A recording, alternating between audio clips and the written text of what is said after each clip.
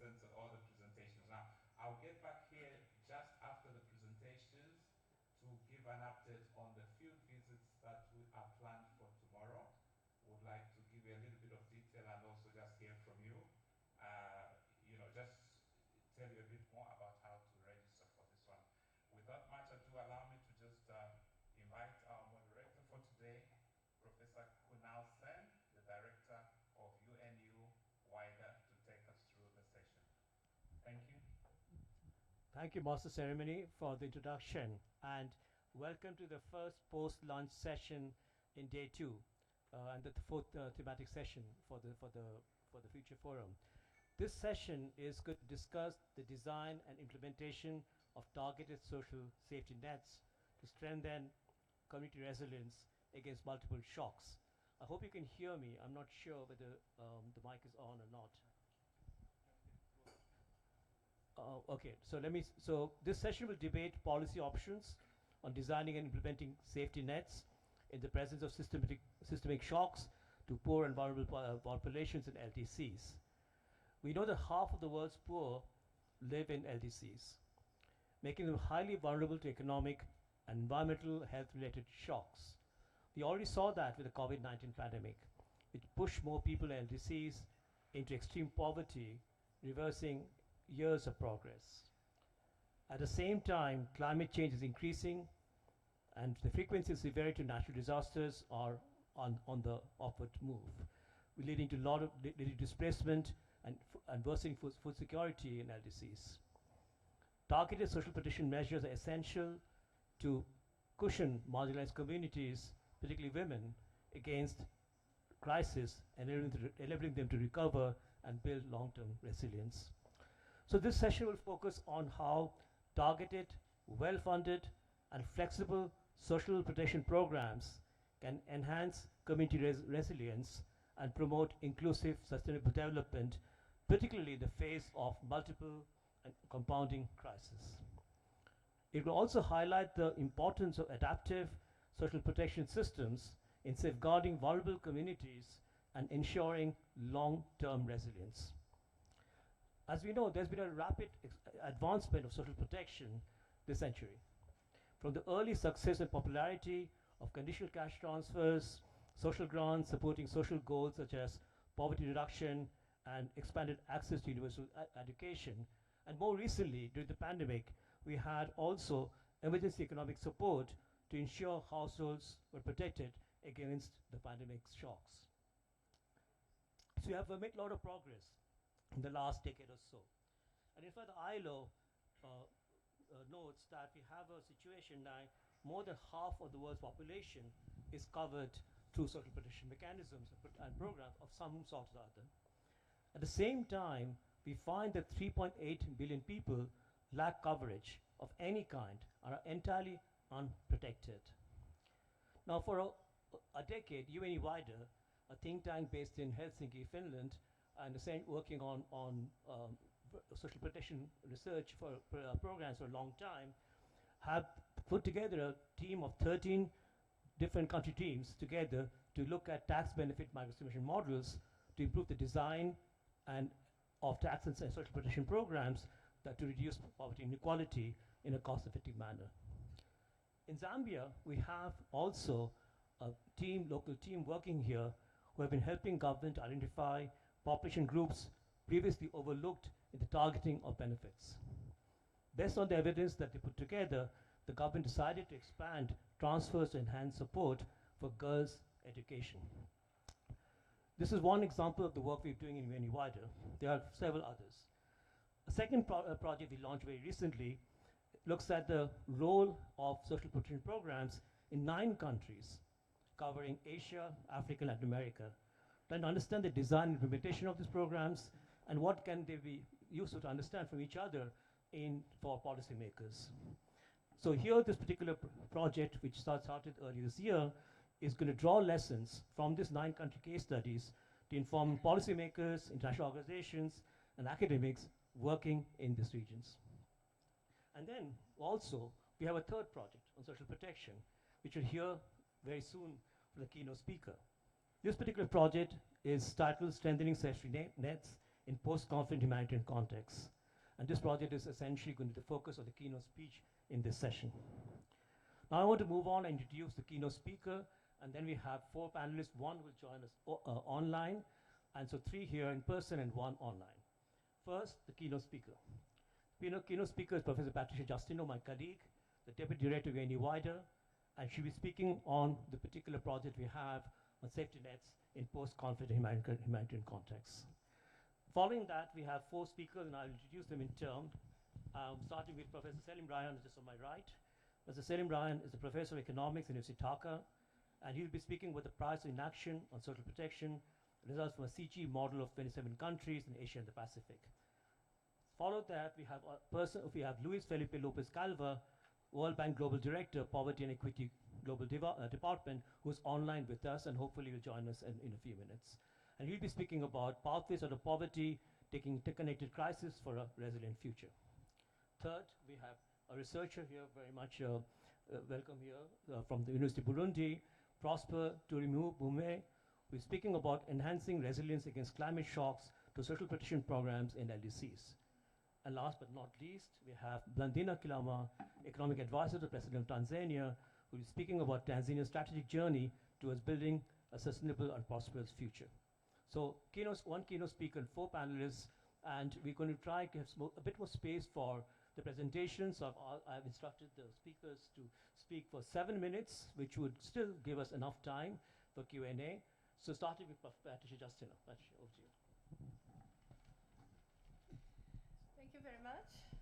I don't know if the slides are up, or who is organizing the slides.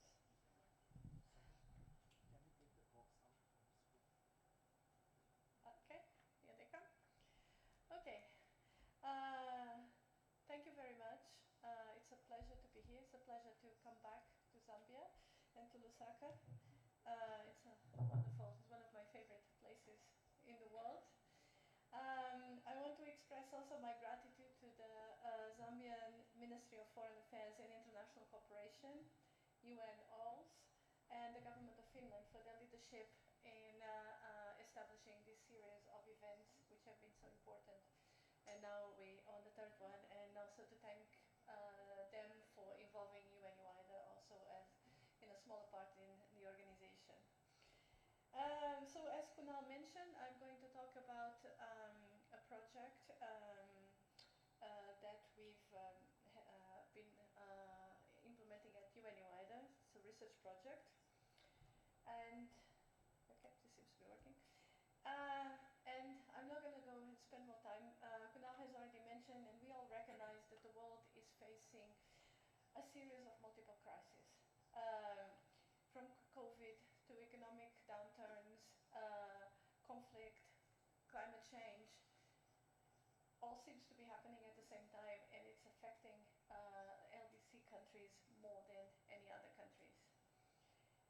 And this means, and this is the topic of the overall LDC forum, this means that we can no longer be reactive to crisis. It's just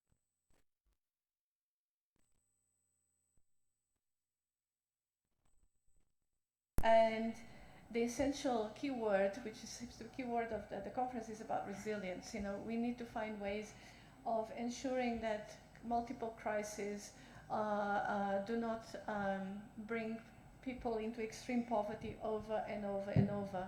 And we know that there's almost 300 million people in the world that are just one shock away from falling into poverty constantly every year. And this is a situation that is unsustainable. So it is in this context that I will just give you a little bit of a glimpse into the first results of a project that we have at UNE-WIDER called From Safety Net to Resilience is the title of the project. And the project has been very generously funded by the Finnish Ministry of Foreign Affairs. The project was across 7 countries. Zambia was one of them. Then Mozambique, Ethiopia, Tanzania, Malawi, Sudan, and Jordan. And there are 2 I'll two main broad findings, and then I'll explain them in a little bit more detail. But the first is an urgent need to bridge what is effectively short-term aid. A humanitarian situation happens and you have an influx of aid. More often than not, that's an opportunity to start thinking about building the seeds of more resilient programs and programs that last into a long time. In practice, this is rarely done. So just leave it there. This is something that we need to think about. And then the second finding, and this is common across all countries, is without reform, we will continue to have underfunded, uncoordinated systems that might have a short-term positive effect, but over the long term, the results are not sustainable. They do not last for a long time. Oops, this is the wrong one. It seems to have gone. Apologies. I think this is gone one too far. Okay. This is probably the slide you already looked, but this is not the right one. But let me then go back. In all countries that we studied, all 7 countries, included Zambia, there's a need to acknowledge that much progress has been made in the expansion of social protection programs. Most notorious in terms of cash transfer programs. Been quite popular over the last decade and a half maybe, and they've had enormous success. But it comes with a but. So we've looked at several of these programs in extremely fragile contexts, in most settings. And the sort of 4 characteristics that you find across are common. So first, heavy donor reliance. We actually heard the President of Zambia address this issue yesterday. Lack of sustainable domestic financing puts often programs at risk of surviving over long term, and then there's the issue also of programmatic cycles. A lot of funding is 4 or 5 years, and the long-term thinking often is not quite there, and we find ourselves in this vicious cycle of underfunded programs that are not able to respond to crisis in a very effective way. Then there's the issue of limited coverage. Even in the sort of the better designed programs, often when crises hit, the criteria used for eligibility of household families is often misses some of those that are affected by crisis. So you have the programs may be good enough to have enough coverage of the most vulnerable populations, but crises happen in different places and will cause vulnerability elsewhere. And that elsewhere, those families that are not covered will be in a very precarious situation very quickly because the programs are not they're not nationally covered there, and several households usually at about the poverty line get missed. We also found, this is also a common find, benefits are usually not enough. They're enough to get people get by often from one day to the next, but not to sustain any form of resilience over the long term. Then the issue, again, this was brought about by the President of Zambia yesterday, and I think this is probably the most important aspect, is the issue of reactivity versus anticipatory approach. No matter, the example of Zambia during the recent drought was a very positive story. It was the government was quick off the ground in providing support, but it was in a reactive way. So, there was obviously a lack of anticipation as well. So as this crisis increase the magnitude and the seriousness, we really need to look very carefully at more rapid response, anticipatory approaches to social protection. And of course, that requires thinking about things like early warning systems and set up enough reaction time for certain instruments to take place. And then I guess this would not come as a surprise, is weak coordination. There's often a lack of coordination between different donor agencies, and I'll come to that in a minute again. NGOs, government agencies, coordination often lacks. And one of the reasons it lacks is because of sectorial clusters. Let me see if I can now make these go. I think the battery is a bit weak. Okay, there we go. One of the most valuable insights that we have from our study in Zambia is exactly about this point, the importance of integrated approaches across sectors, health, education, wash, etc. All has to come together. If interventions are within siloed sectors, things may not work as we want them to be. The map you see there shows the coverage of Zambia's social cash transfer across the country.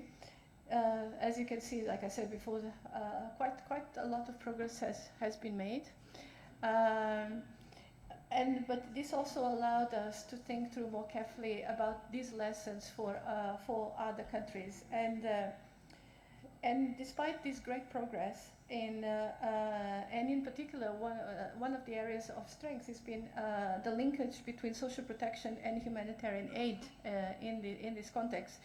But it's clear that we need much more alignment. And one of the proposals that we make in our studies is investment in digital social registries. This is going to be very fundamental in terms of improving coordination and improving integration of programs. Then we have already seen also very promising developments, especially around climate insurance. There's very innovative mechanisms being tested. In Zambia, for instance, the Mayfair weather insurance, which help farmers manage risk. But there's still quite a bit to be done on that, especially in terms of expanding digital payments and mobile cash transfers. So, and I think this was discussed at length yesterday, and it's definitely a very promising area to improve. And finally, the issues of inequality. In our study, we highlight gender inequality, but actually it applies to all sorts of vulnerable populations. Vulnerable populations face particularly challenge, and one aspect to highlight in the Zambia context is the program Keeping Girls in School, and another one on supporting women's livelihoods, which have been quite successful at protecting women and girls from the worst effects of the crisis that affected the country in recent times. But like Kunal said, I only have 7 minutes, so I can't go into much detail. But let me just give you some ideas that we propose about ways forward. The first and foremost, and again, I do feel I'm repeating the President of Zambia's address yesterday, but I think he was absolutely right. It's about a secure, sustainable financing and increasing budget allocations for social protection. And thereby reducing donor reliance and volatility in the system in terms of predictability of payments and support. And that also implies dealing with the legal framework and embedding crisis-responsive social protection within the legal framework and strengthen national ownership of such programs. The third one is about improving coordination and data. A national, like I mentioned before, digitally beneficiary registry is really crucial in order to maintain the programs, be more efficient in terms of targeting, but also in terms of integration and coordination. The scaling of digital and climate solutions, like I mentioned before, especially in countries which are prone to climate disasters, is quite fundamental. Investments in mobile payments, real-time data, this is when technology really can come to help us managing these situations.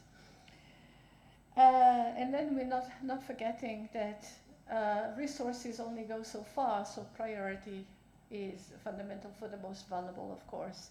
And it'll take a time. We're not advocating for universal systems quite at this moment, but it is something to aspire to.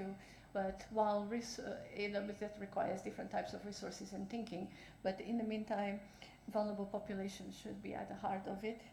But what is absolutely crucial is the long-term vision, is the sort of freeing from the 4 or 5 years funding cycles that, and actually think seriously long-term for social protection systems which are government-owned and implemented and responsive and have an element of anticipatory action into them in terms of investing in early warning systems and so forth. So I will stop here. The full report, we will have a policy report available from the entire project in a couple of months. And I look forward to exchanging more ideas during the Q&A and give you more detail if needed. So thank you so much.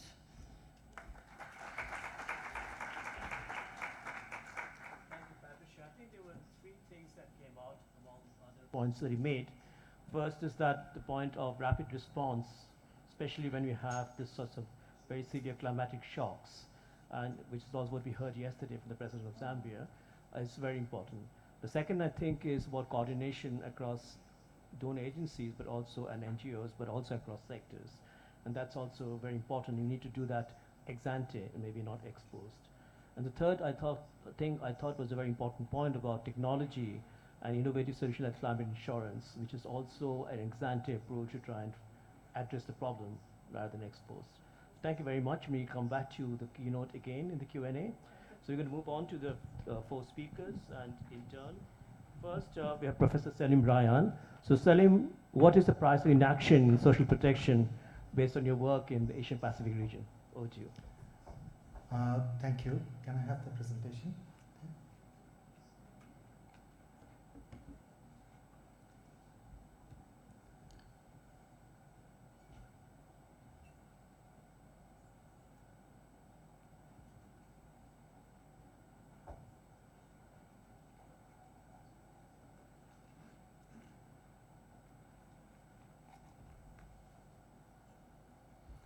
Great, thank you so much, and good afternoon to everyone, and also my sincere thanks to the organizers for inviting me to this very important event. So in this short presentation, what I'm going to do, I'm going to present to you my very recent work for UN ESCAP in Bangkok, and this is a full paper which is available online, but they use some of the findings of this report or paper into their Social Development Report 2024, published by the UNESCO Social Division. So the fundamental question is here that we know a lot about different shocks in the economy, and I'll talk about these 3 mega trends.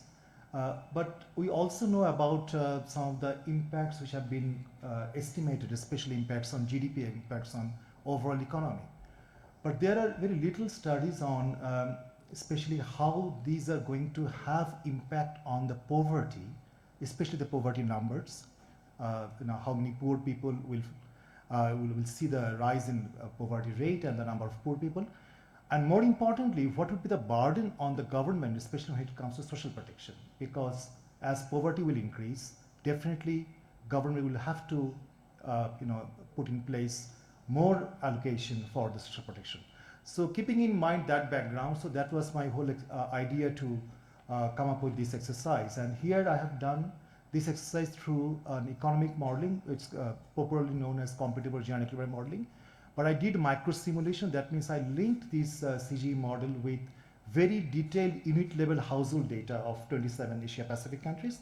And I'll show you that there are 6 LDCs in those 27 countries.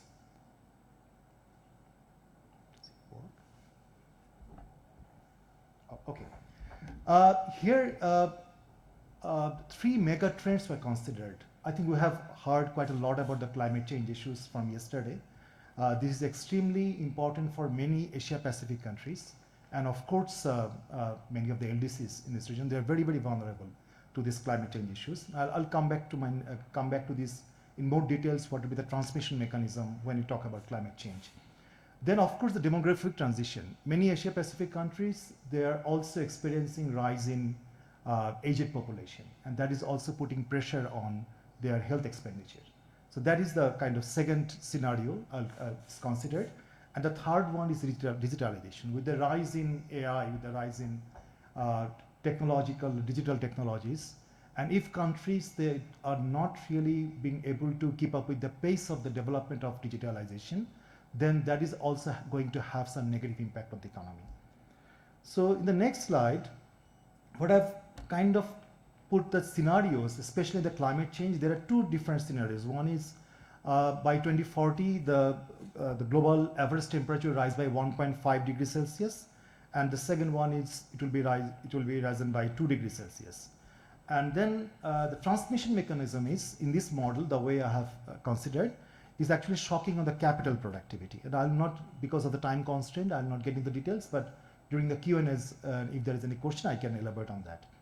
In the demographic shift also, again, there are two scenarios which are considered. One is that while there is the population grows, and especially the aged population grows in a healthy manner, that means there is, the way, and that will also have some impact on the health expenditure of the country. So that means that's going to have a lower health expenditure. But then there is another scenario where the population grows, but it's not in a very healthy manner. And the third one is the digitalization, and that was, I considered looking at this because there is no very global data set on the country's preparation for digitalization, but I use the UNCTAD's ICT Productive Capacity Index and try to see to what extent countries can catch up the regional average, so one scenario, or whether the countries continue to grow with their trend, which actually can generate it from the past experience. For the first two scenarios, actually I was benefited from two important studies conducted by UNESCO, where they came up with the estimates of the loss in GDP because of this climate change and the demographic shift. So as I said, in the climate change, I introduced shock on capital productivity. The demographic shift, I shocked on the labor productivity, and whereas in the digitalization, both the labor and capital productivity were shocked in the model. Just to tell you briefly about the methodology, as I said, this there is a called the SCUP. They maintains a database called Social Protection Online Tool SPOT, which has very detailed unit level household data for a number of Asia Pacific countries. So in the I use the global CG models, the GTAP model. So I kind of mapped where the 27 Asia Pacific countries with the data with the spot countries, and then we use this static computable general model to run the scenarios, the GTAP model. But then, as we know that for the poverty estimates, we need two kinds of information, two types of information. One is that what is the change in the income of the households after you introduce the shock, and what is the change in the poverty line income. So that is also very, very important. So using this model and using the kind of information what you get, especially in the model, it gives the data or the results for 5 categories of occupations for the households for each country. So I could map those changes in income for those 5 occupational categories and map to the household's income. And then also using the price information, especially this GTAP model or the CG model gives the change in consumer price index or the GDP deflator. Those informations were used to update the poverty and income. So with this, all these things, the results which come now, that in the 3 next slides, I'm going to show you the results for 3 mega trends. This is the first one on the climate change scenario and the rise in headcount poverty. The circle ones, these are the LDCs, the 6 LDCs in Asia Pacific countries. And as you can see, there are 2 scenarios, scenario 1 and scenario 2. I'm not really getting into the details of this. I have already mentioned in my slide.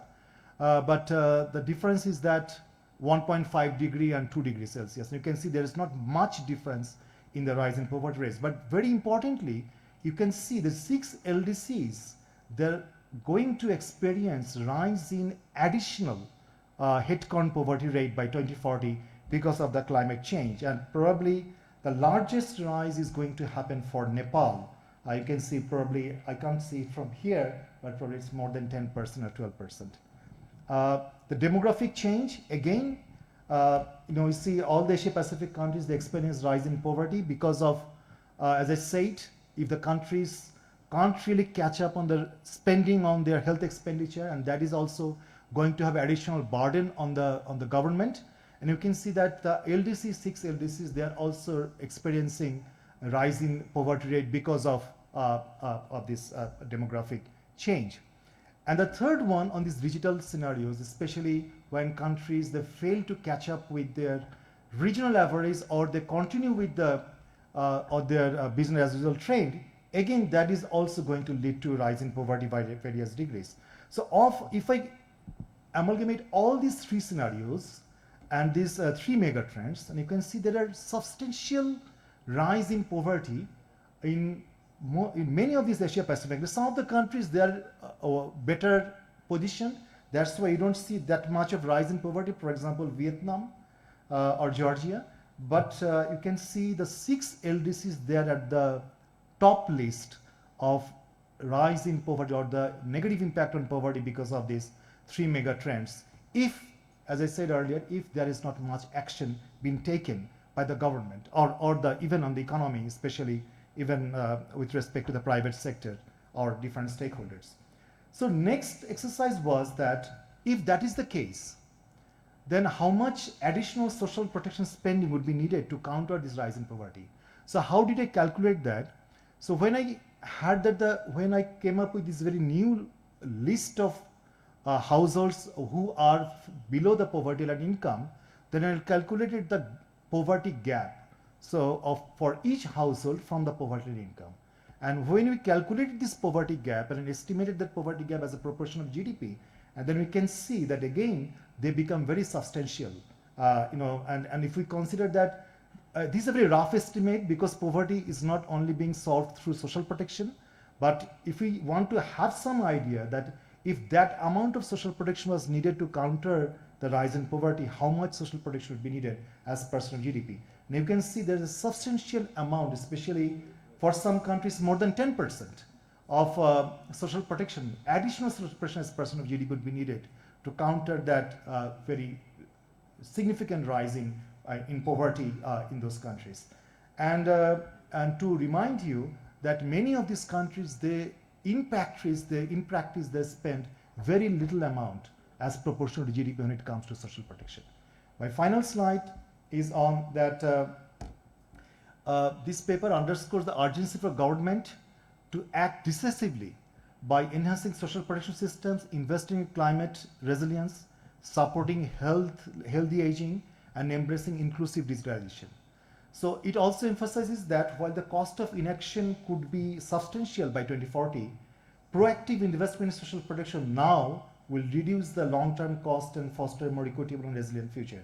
So the key message is clear that immediate action is crucial to prevent significantly higher cost and adverse effects in the future. Thank you very much for a very kind attention. Thank you, Professor Ryan. Actually, I thought that your presentation reinforces the very important point in this session, which is that LDCs are much more vulnerable to climatic, demographic shocks than others. In this particular case, you were looking at the Asia-Pacific region. And of course, also at the same time, to have social protection measures of the magnitude that you were talking about, 10% of GDP, also raises the question, where will the financing of this social protection measures come from? Because it's of course going to be very, very challenging for many countries to raise the fiscally those resources to finance these programs. But we can come back to that in the Q&A. So I'm going to move on to an online presenter now, and I think he's online. That's Dr. Luis Felipe Lopez Calva, the World Bank Global Director of Poverty and Equity Global Development. He's going to speak about a recent World Bank report, Pathways Out of Poverty, Tackling Interconnected Crisis for a Resilient Future. Luis Felipe, if you're online, you can go ahead. Thank you. Can you hear me well?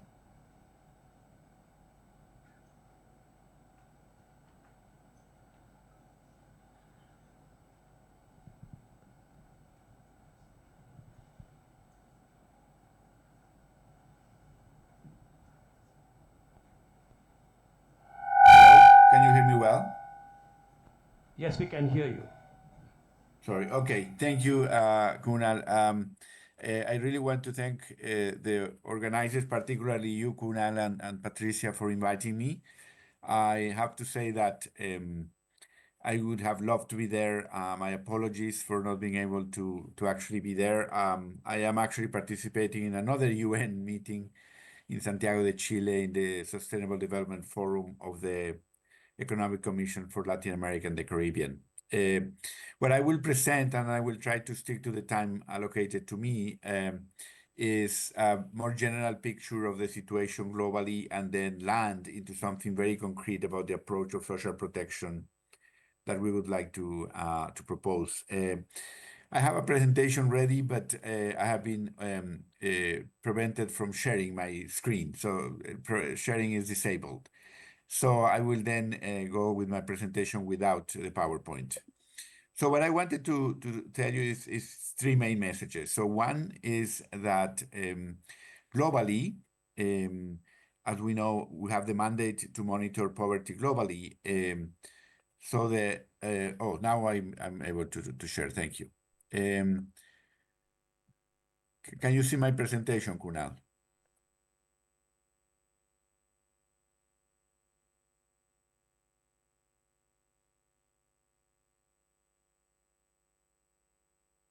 Can you see the presentation now?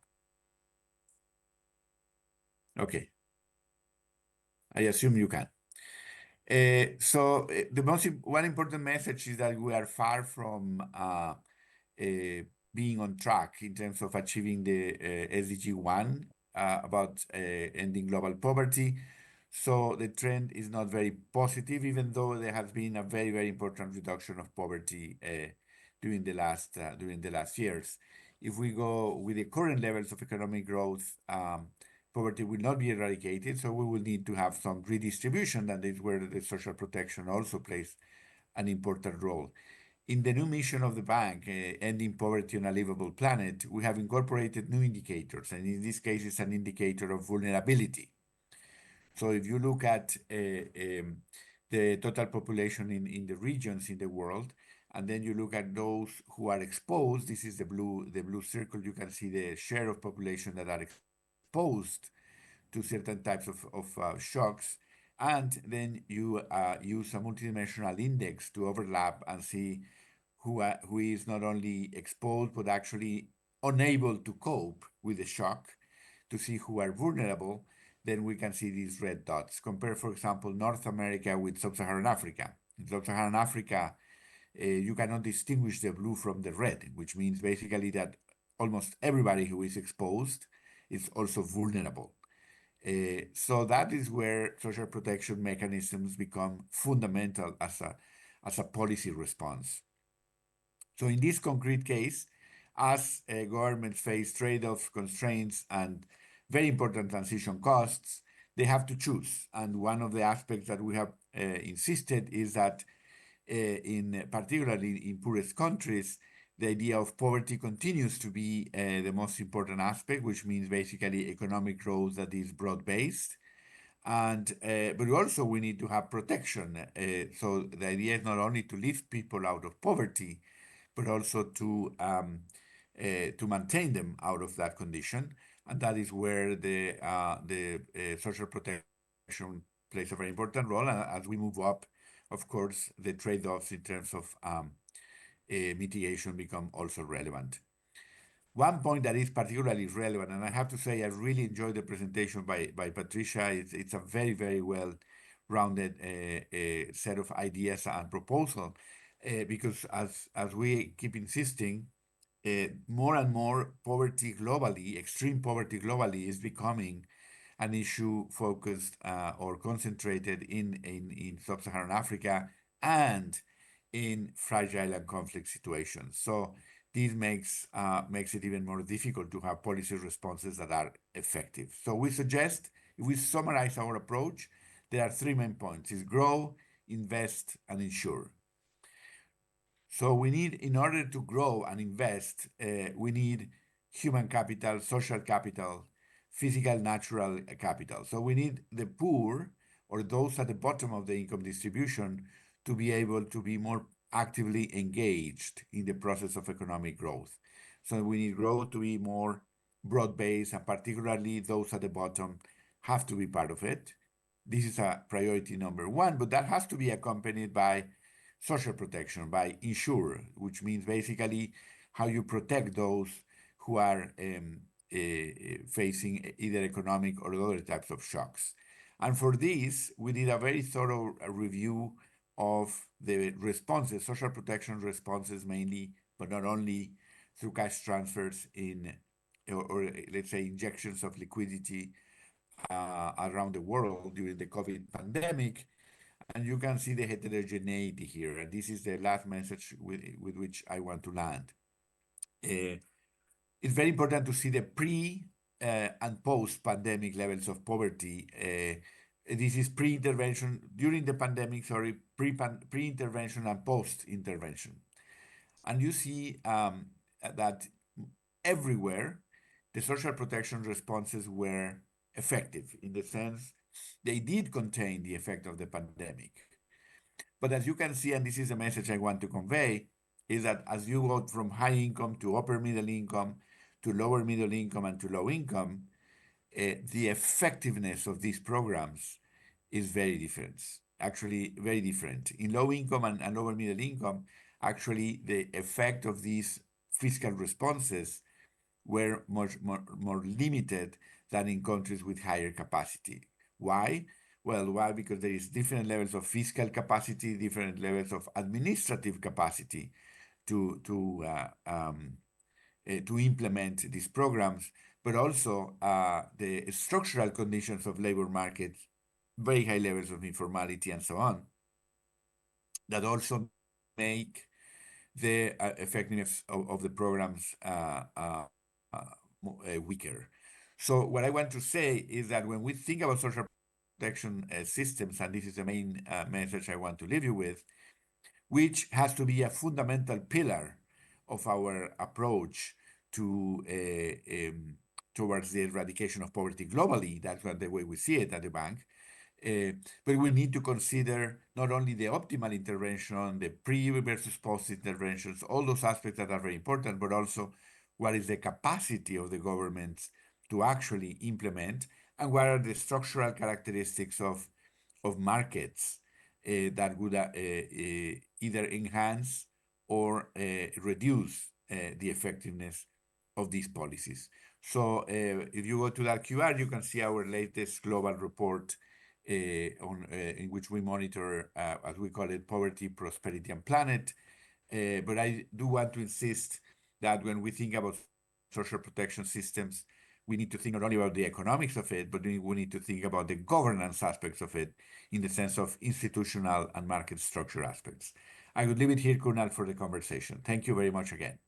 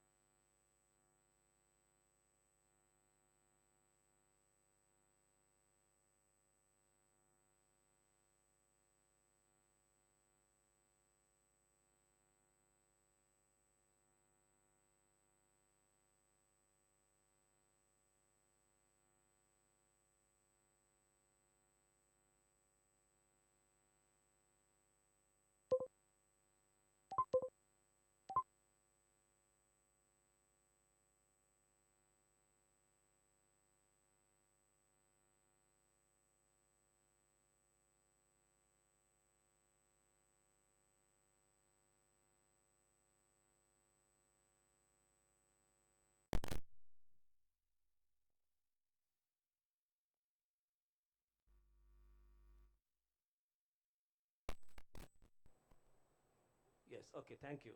Right, next now we can move on to a researcher from the University of Burundi, Prosper Turimobumwe.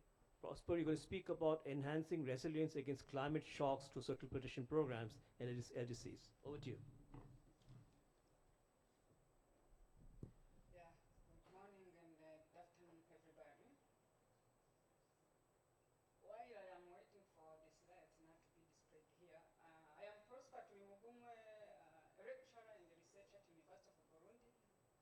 I will share with you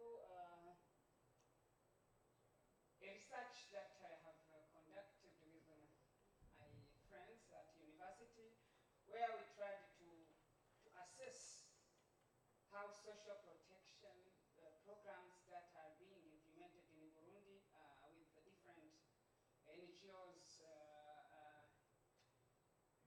spearheaded by Concern Worldwide and World Bank on assisting poor people, let's say it, are performing and are trying to take them from below poverty line to poverty line so that at the end, with the other LDCs, we can be graduated to other level of development. As displayed there, we have existing knowledge that climate change shocks in the LDCs, the shocks that we have, most of them are floods and drought. Of course, we have others like landslides, we have sea level rise. In Burundi, we have lake level rise.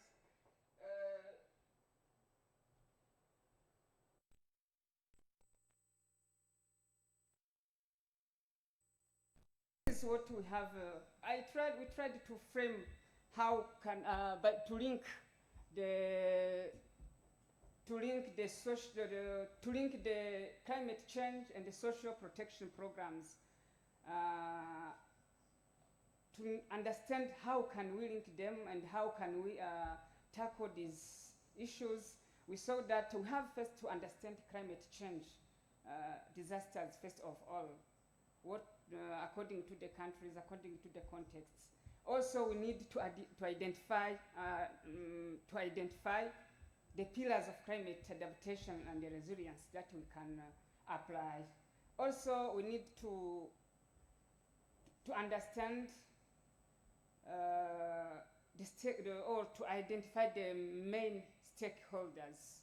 When we say stakeholders, we mean those who are causing, those who are intervening, and those who are being affected by the climate change shocks. How can we put them together in order to have solutions and even durable solutions? Also, we have to know what kind of interventions we need to use or to apply, especially when it comes to social protection programs. What are instruments can work well according to the context? Also, we have to stick on perspectives. What are perspectives if we use this kind of instruments? The other thing is to know social protection instruments. As I said, we have to know what kind of instruments can we apply. Can we use cash transfer? Can we use public works as one of the instruments? This one, that is the methodology. I think I can stay there. The key findings is that in Burundi, as it is in other LDCs, the drought and the floods are frequent, at least 1, 2, 3 times per 5 years. In Burundi, we recorded from 2018 2024, according to the data from IOM, they recorded that the floods happened more than 3 times in 5 years, and they had 1 time as drought. And losses are recorded in human and properties, according to the also statistics collected by IOM within 5 years, as displayed there.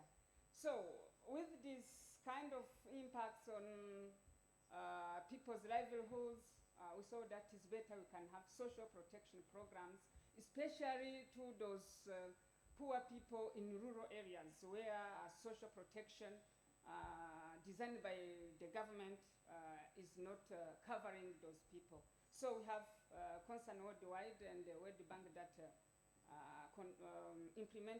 designed and implemented the social protection programs.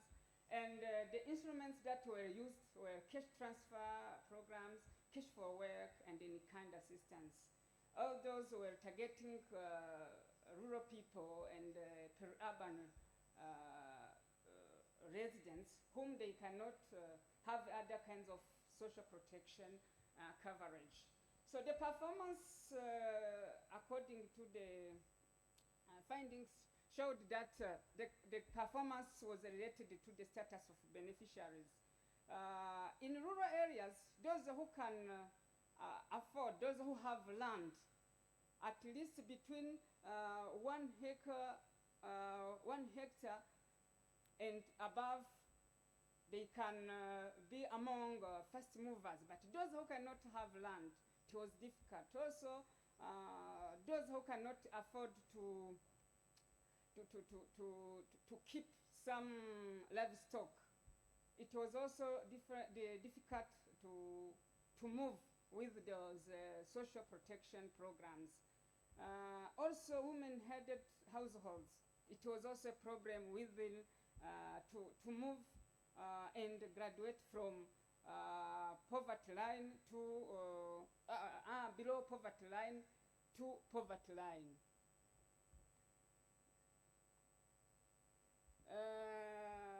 Also, the findings show that 70% of beneficiaries have at least afforded 2 to 3 meals per day.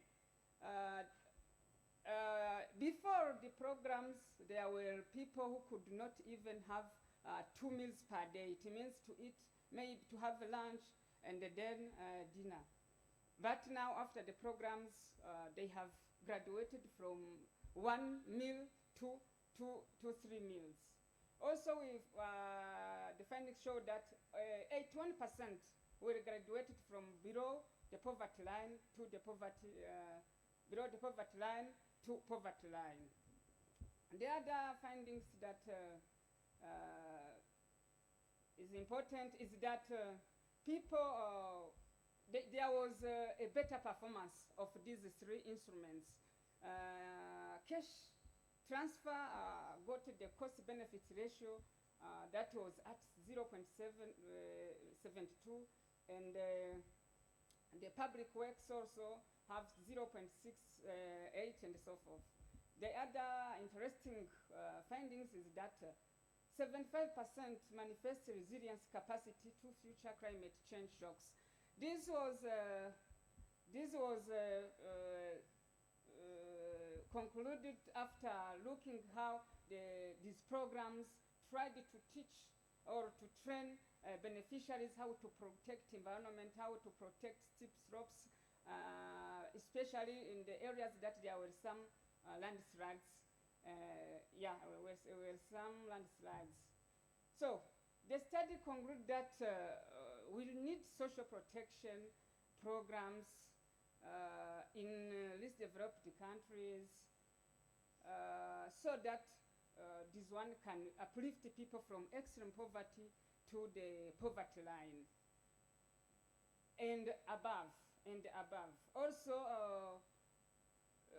when we say that other countries are graduating from LDCs, I think they started uplifting or upgrading from under poverty line, below poverty line to poverty line and below and above. Then this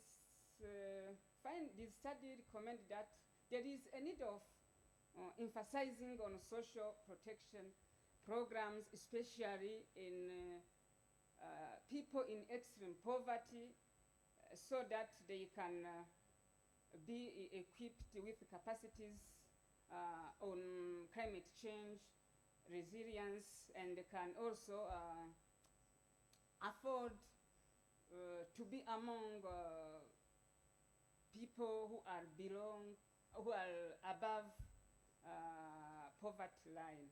Thank you very much.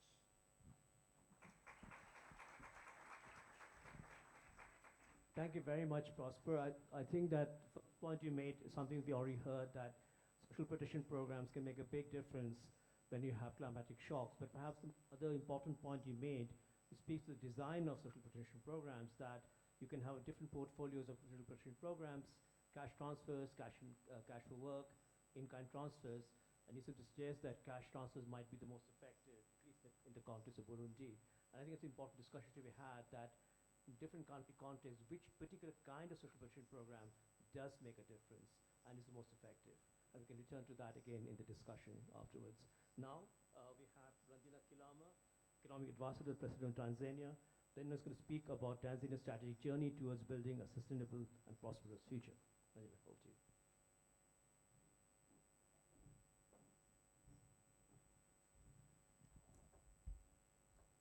Good afternoon. Thank you very much, Kunal. And I thank you and WIDA and all the organizers for inviting me to participate and also join this great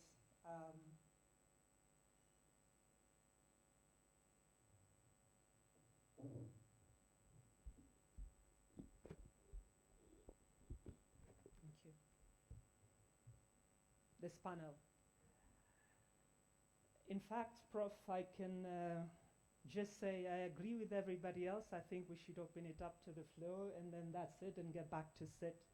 Because a lot of the issues that were raised from Patricia and Professor and my colleague from Burundi and World Bank colleague, we all touch on the same. So what I will try and do this afternoon is first of all to agree that what we're trying to say and when we're talking about resilience is we are really trying to equalize all the opportunities to everybody.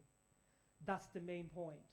But then I'm only given about 5 minutes, but then I saw the Secretariat walking around a lot, meaning perhaps I might have even less time. So what I will try to do is I'll simply highlight a few issues. And here in particular, I will try, first of all, to take you through a quick journey as to how in Tanzania we do have social protection implemented through the TASAF, that is the Tanzania Social Action Fund, whereby first of all you have communities, they sit and they select the people who are qualified, and then later on those who qualify go through what we've heard here. Some are eligible for cash transfer, some are eligible to be given public works, and then some of them are eligible to be given some livelihood enhancement. And once they have that, when it comes to cash transfer, I will show a little bit very quickly. It's either you will get the cash with conditions, and in most cases it's bundled up with either education or health-related services. And then at the same time, this money is either given to you by cash in real sense or using a technology, meaning through the mobile phones. Some of you, I think on the left, I saw a lot of researchers. We tend to work a lot with the data that is coming out from the central statistics offices. And in there, what we tend to have, we can have the poverty levels, let's say, at the national level, regional level, and at the district level. But once we start moving down, let's say, to the ward level, to the village level, to the hamlet level, we need the community to help us identify. And what we've heard since yesterday, and also the previous presenters here, has shown us that we can do that. We need to get the data from the researchers, but support that with what is coming from the community. And this afternoon, I'm just going to take you through very quickly how that one is done. And then after that, we saw in the presentation that you can enhance livelihood. This is one of the guy who received some funding, and he is able to go back to work. So the money is not just for food, but also allows you to do some work. But then, if it's not for you to enhance your livelihood, we also heard from the previous presenters, what you can also do is some public works. And when you work in the public works, in most cases, these are projects that have been determined at the lowest level that the society wants. And then if you're eligible and you belong into the vulnerable group and you're allowed to work, then you're able, like for instance, the lady in this photo, she's able to assist in building up the irrigation schemes at the lowest level that they use for irrigating in the rural areas that they're from. So very quickly, I'm just going to talk, I wanted to talk into details about, you know, wanting to have everybody covered. Some go through the contributory, and most of you in the room perhaps will belong in that group, but then you do have the non-contributory. The contributory, you can have people who are working in the private sector or the public sector, but also the informal sector. I was hoping I would have heard more in their sessions, maybe the later session will hear that, but also you can have people in the informal sector also work through that. But then at the same time, what you also have in the non-contributory, and that is the PSSN, I think most of you have that in your countries. We also have it in Tanzania. As we've heard examples since morning, you could have people being given either conditional cash transfers or the public works, or again, you could have some enhanced livelihood. But importantly, which is part of the theme for this session, is how you actually design it, and not only design it, but take on board technology and the challenges that you can't see. And here in particular, I want to highlight there are things we can control, but things like environment that has been changing a lot. We do have to take on board these two things, so technology and environment, and I think Patricia touched a lot about it in her presentation. So for us to support a productive sector, what you would always need is the hard infrastructure and soft infrastructure. But repeatedly in here, we've heard a lot around upgrading training, and it's not just training. The way you would do it if you work for a government is always have policies that are supporting the productive sectors. And at the end of the day, also remember, we do have the demographic consideration, and in particular, we have a lot of youth and we have lots of women that tend to be left behind. Now, a little bit to dig deeper, just sharing some of the numbers coming from Tanzania. This is how the conditional cash transfer works in Tanzania, where people are given about $10, and this amount is given in every 2 months. But then again, you do have variation for the women who have children, and also for the ones who have people who are attending school and so forth. But then again, some others I'll let you read. On the side of the public works, you will be asked to undertake one of the community work that is available out there. And when you do it, you will be paid. And this particular amount is limited in a year. But then again, when you work for the enhanced livelihood, like one of the photos that I shared there, you will also be able to get some training. So the enhanced livelihood also comes with training. How is the selection done? I said you will have the researchers helping you with the data up to the district level, but then the rest is held by the community. So it's very important when you're looking at the people who are selected in the social protection program, that most of them are pretty much categorized, targeted. Now, when you're thinking about targeting, what is it? Everybody will say, hey, never target, it's too expensive. Okay, but it's the community that understands the people. So you have to find a way of effectively and efficiently using the targeting. Then the next thing will be like, hey, we're using technology. We are all the way from either DC or New York or Nairobi or Belgium. We're like, okay, that's very good. But if I'm looking for somebody in Nanjilinji or somewhere in rural Lusaka, how am I going to reach them? I can reach them and give them the funds, but importantly, how am I going to get feedback from them?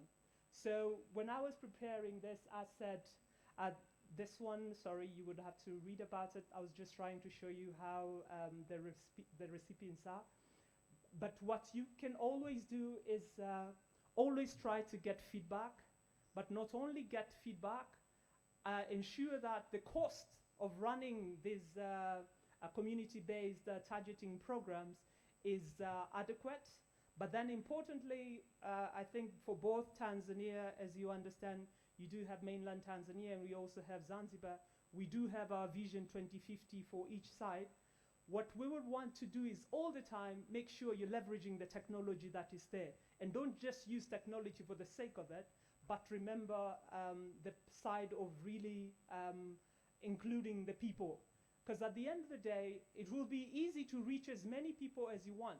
But if you're not getting any feedback out of them, it means whatever program you have will not be working with you. And lastly, but not least, importantly, because we want opportunities to everybody, it is important to invest in core infrastructures, not limited to roads or clean energy, but also help people undertake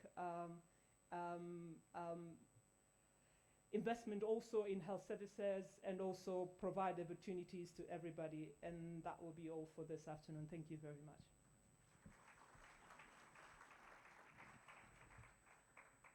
Thank you very much, Blandina. I think that the point that you made of community-based targeting is very important because often we know that targeting is a problem, especially in remote populations. But I would suppose community-based targeting is not only important in the sense of actually identify beneficiaries, but because of local ownership of these programs. The more you involve communities in social protection programs, you have much better local ownership and a sense of identity towards this program. So that's a really important point. Also, the other point I think that's important here is that social protection programs need to be supplemented by other complementary interventions. You mentioned training along with livelihood enhancement. So they themselves by themselves may not obtain exactly what you want, lifting people out of poverty. You do need to also have other investments going on, infrastructure and so on, but also perhaps, as you said, human capital investments too. So that's a really important point. Thank you so much. And I think we have now 20 minutes or so for Q&A. And we'll take 3 questions from the floor on the floor. Perhaps you can raise your hand, and I can see over you as a question from Angola. Let me see. I can't really read those. So perhaps the gentleman there, and then the lady behind you. So let's start with Angola first.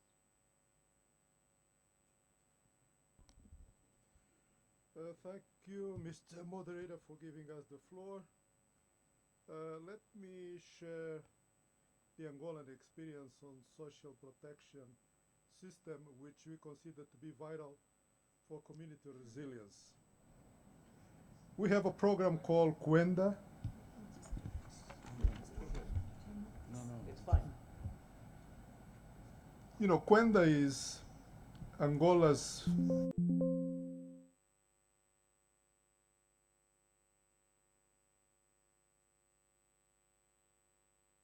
$20 million from the World Bank and $100 million from the government of Angola. Kwenda aims to assist 1.6 million vulnerable households. Kwenda's impact is evident, with women receiving 70% of payments and many now achieving food security and financial independence. Strengthening social protection in Angola directly contribute to Sustainable Development Goals 1, 5, and 10 of the 2030 Agenda and reflects the aspiration of Agenda 2063 for a more just, equitable, and inclusive Africa.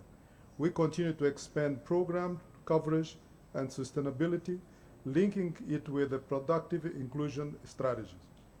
In line with DOA Program of Action, Angola proposed the enhancement of regional technical cooperation mechanism in adaptive social protection, supporting innovative financing and resilience-focused solutions for the most vulnerable.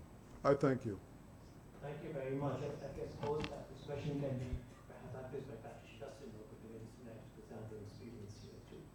So we had 2 questions from that side of the audience. I want to bring them in because there were no questions from the previous session from that side. So there was a gentleman right in front there. You can go ahead, and then the lady in the back. Yeah, go ahead. You need a microphone. Okay, can we get a microphone there? Or you could just come to the podium if you wish and speak from here.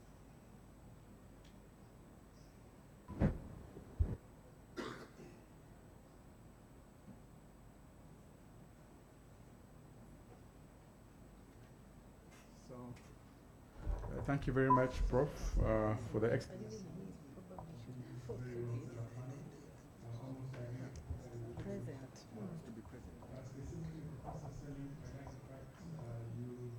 we use foresight and scenario-based analysis, and I think something similar could be done in Africa to address a geographical gap in data.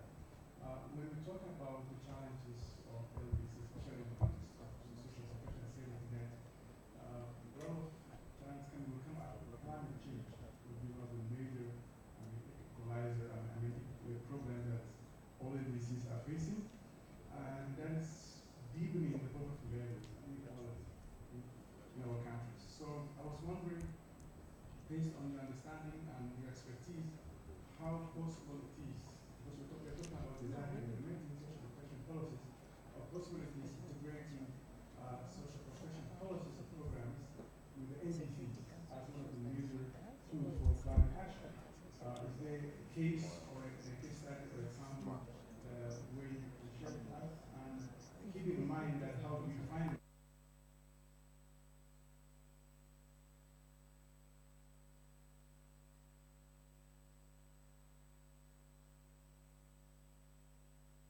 and most of the climate funding are not quite coming directly, it's coming quite smooth. And they are always targeted in mitigation rather than adaptation. So we have these paradoxes. How do we tackle these issues in LDC context? Thank you very much. Thank you. So integration LDCs with subscription programs. So there was a question from that side. If you don't have a microphone, why don't you come to the podium?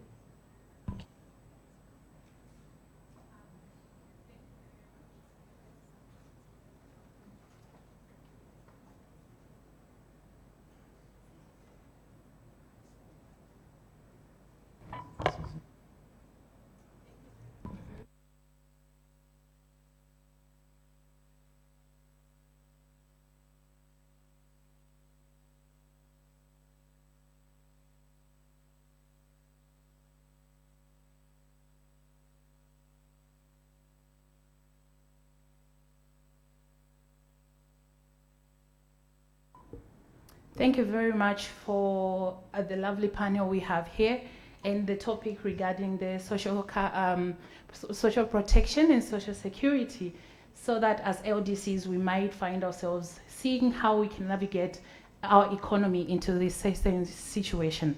So I have a question regarding social security in LDCs. So most of our income in LDC is coming from taxation. And then we have our investors or investment that comes through the same. So as LDCs, we find that most of the investment, some avoid taxation. How do we find the tax evasions and so on? How do we navigate as LDCs so that we can find ourselves getting the income we need for our people? Secondly, it's a call to action that I have for people in this room. In terms of the Social Security Fund, it's not only about the people who don't have work, but also people who are in employment. For instance, civil servants, a lot of them don't have financial literacy. A lot of them, you find that as they are retiring, they literally have nothing on them. The cycle goes back. They would want Social Security at the end of the day. Our goal as LDCs is to see that we can eradicate poverty. So now, we are supposed to make sure that we look at it from both a behavioral change and a policy change too. As people in LDCs, it's not just about the people on the top, even the people who are on the bottom at the same time. So this is exactly what I've been trying to say in terms of civil servants. A lot are in debt crisis right now, and they would want at the end of the day during retirement benefits. So we need to think about it and address this issue from employment level and also from non-employment level. Thank you. Thank you very much. Again, I think the first question that you raised was about financing, which is a question that I think has come up earlier. The second question is more about universal social protection. That's something again we need to discuss. I want to extend a couple of questions. One question from, I can't see, but if you can just go ahead, and there's one question from. Start with you first, and then you come back here. Thank you so much for this space. And so my question would go to the old panel, if the looking for the practical solution on social protection, and in particular ensuring the most vulnerable communities, the smallholder farmers and the pastoral communities. So what would be the most practical way of handling and protecting and ensuring these settings to enhance their vulnerability to the shocks of climate change?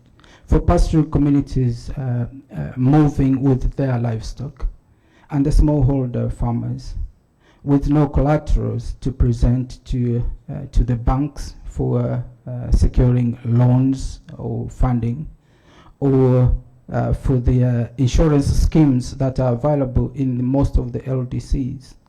They do not pretty much cover these groups because of the higher risks. So what would be the practical solutions for settings such as those?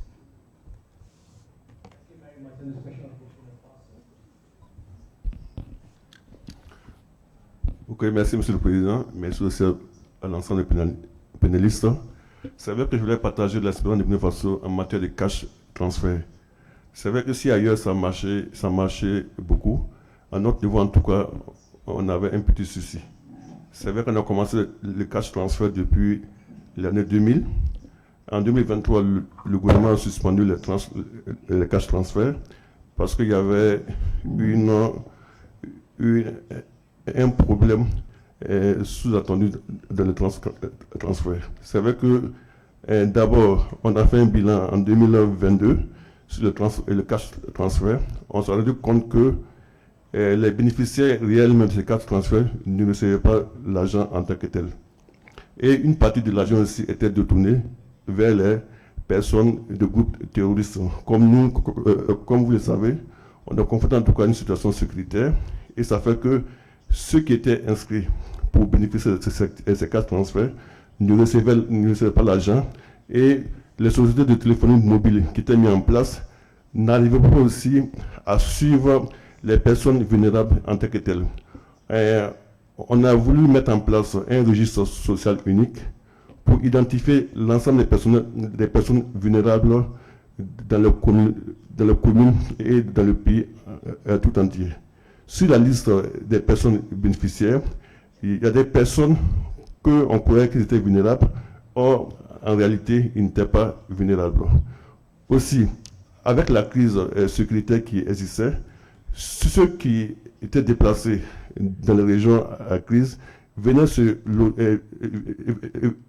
trouver abri dans les personnes en ville. Il se trouvait que quand ils recevaient les cash transferts, il se trouvait qu'ils étaient plus riches que les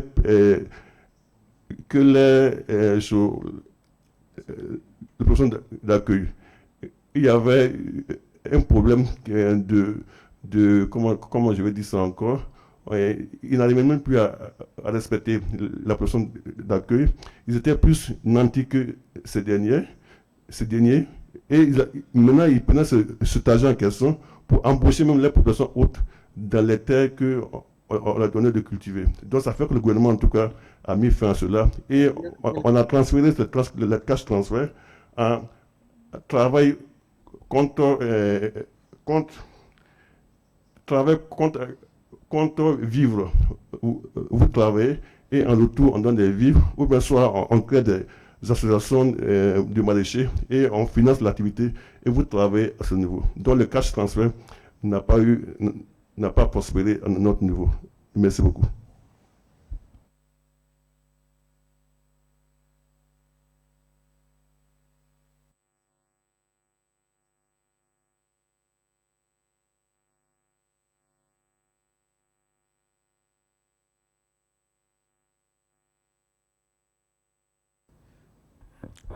Merci Monsieur le Président. Et dans le cadre de la lutte contre, c'est-à-dire de la lutte contre la pauvreté, et dans le cadre de l'appui à la résilience, c'est vrai, vous avez parlé de cash transfert, mais il y a également d'autres systèmes monétaires qui constituent un des prêts avec des cautions solidaires.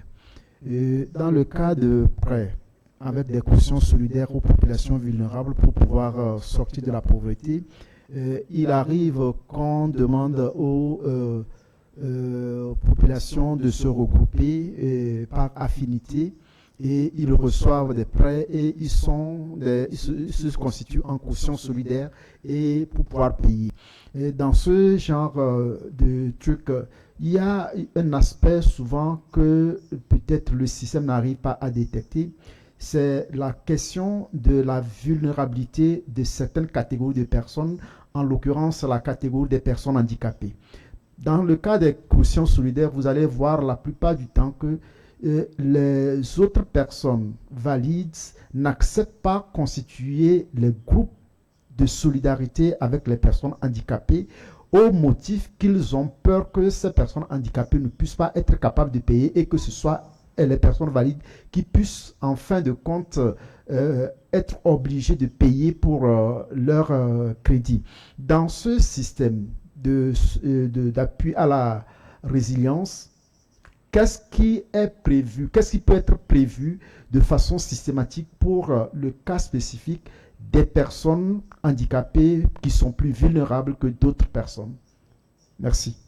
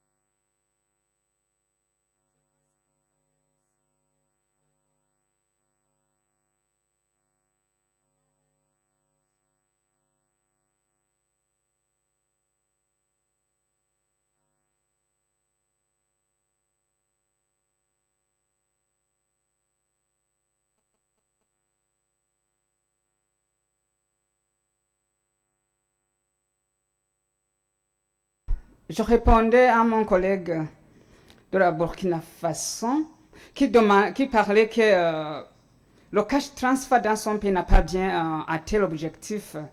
Et moi, je disais que comme nous savons en Afrique, et aussi la mentalité des pays, comment dire en bon français, des paysans. Quand vous dites que vous allez distribuer de l'argent, ils vont penser que ça sera l'argent pour d'autres choses, pour les cabarets, pour ainsi de suite. On a besoin de bien cadrer d'abord, cadrer le projet.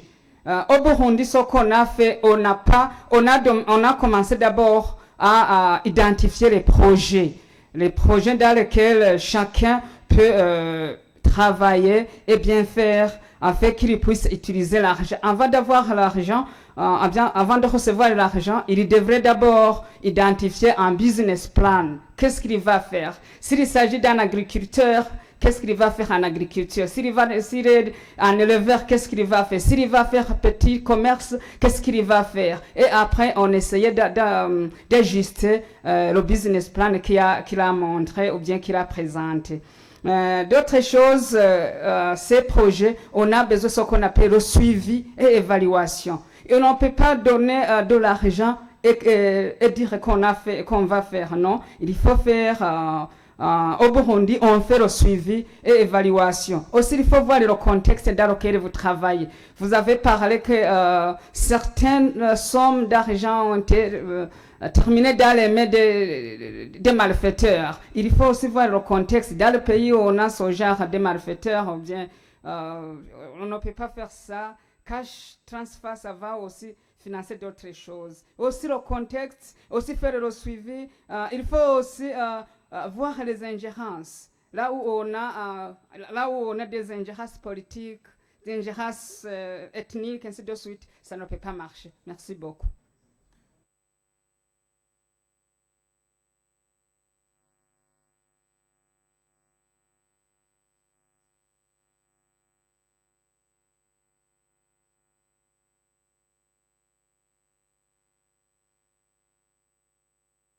You, and I think I will only respond to one of the questions. A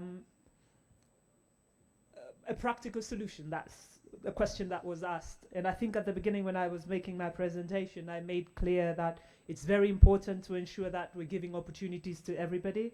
And for this case, I think it's important to really create the markets. And we've heard yesterday here and today a little bit in the morning how we need to ensure we provide goods that are of the quality that is needed. And with this, you can do it through training.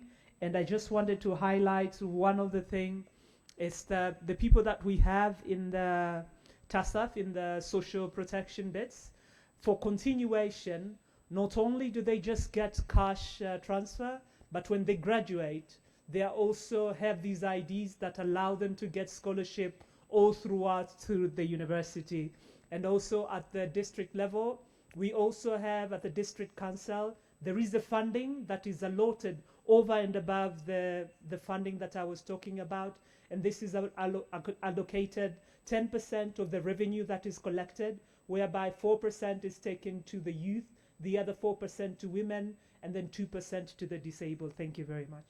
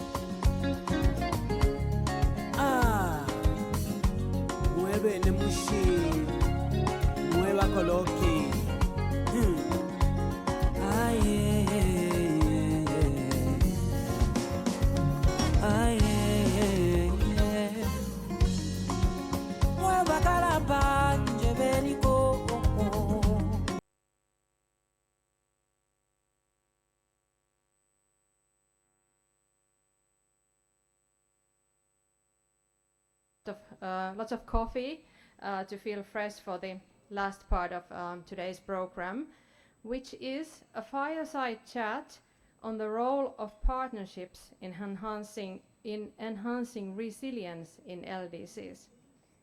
This session will be moderated by His Excellency Dr. Chola Milambo, Permanent Representative of Zambia to the United Nations. So, without further delay, I would like to give the floor to you. Thank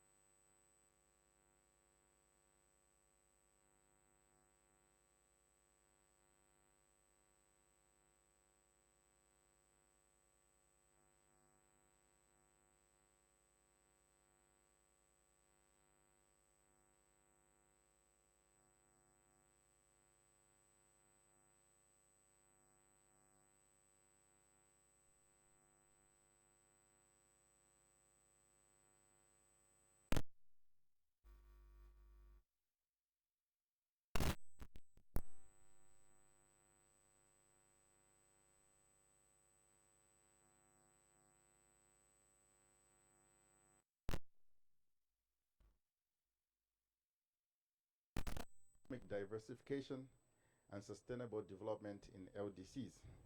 It will also highlight the crucial role of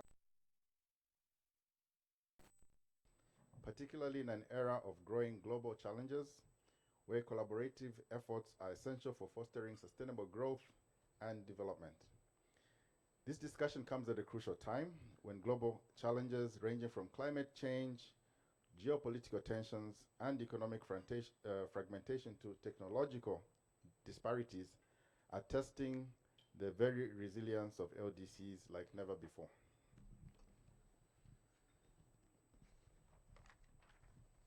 We've had several sessions where the situation has been described for LDCs, so let me just briefly just highlight some of the issues. LDCs are facing persistent structural vulnerabilities that hinder their progress towards sustainable development, and many of the speakers before me explained this issue in quite detail. These vulnerabilities are rooted in economic fragility, high exposure to external shocks, and weak institutional capacity, which all limit their ability to achieve long-term growth, poverty reduction, and resilience. In recent years, LDCs have been grappling with overlapping crises of health pandemics, the climate crisis, rising debt levels, and conflict, just to mention just a few. This complex and interconnected nature of these challenges demands collaborative, innovative, and targeted solutions. Robust multi-sector partnerships are imperative for LDCs to drive transformative development. The ability of LDCs to withstand these shocks and achieve sustainable and resilient development depends not only on national strategies, but also on the strength of international cooperation and robust partnerships. Today's conversation, like I mentioned, brings together distinguished panelists who think about partnerships on a daily basis. Their KPIs depend on how strong the relationships are. We think about partnerships every day. We have a panel of distinguished ambassadors here, including our colleague from the private sector. Just by way of introduction, we have Ambassador Tapuga Felefu, permanent representative of Tuvalu to the United Nations, my dear brother from New York. We have ambassador to the Republic of, German ambassador to Zambia here, my dear sister Anne Wagner Michel. And then we have Mike Gonzalez, ambassador of the United Nations to Zambia. Welcome, Mike. He welcomed me home, actually, Mike. And then we have, online, we have Ambassador Ram Subedi, who's permanent representative of Nepal to the United Nations and other organizations situated in Geneva. He'll be joining us virtually. Allow me to also recognize my other colleague from New York, Ambassador Francisco, permanent representative of Angola to the United Nations. Welcome, my brother. And we have our private sector representative, Marie Rain Seshi, hope I got that right, who's co-founder and CEO of Cola Market, a very innovative private sector company that you will hear from.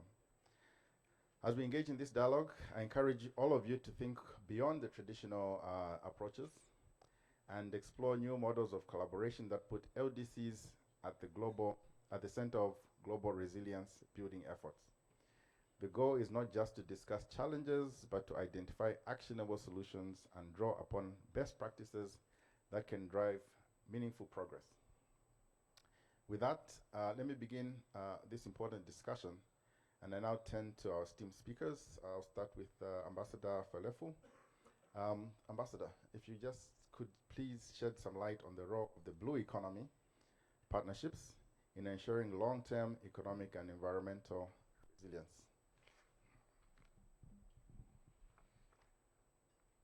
Thank you very much, Excellency Moderator. It is indeed an absolute delight to be here in Lusaka, Zambia.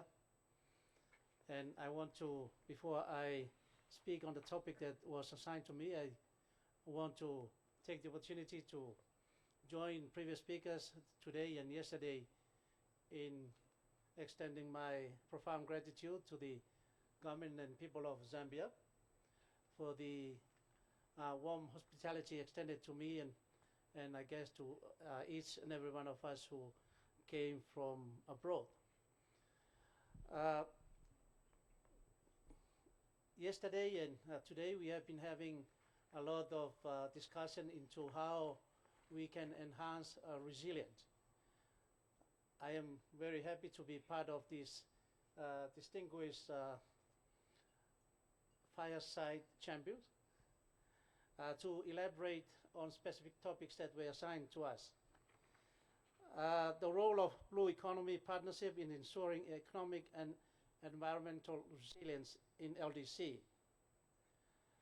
I suppose we know what is Blue Economy, but as a way of introducing this important terminology, when Ganta Paul introduced this phrase of Blue Economy in his report in 2010, he emphasized the importance of the sustainable use of ocean resources and, of course, maintaining the ocean ecosystem health.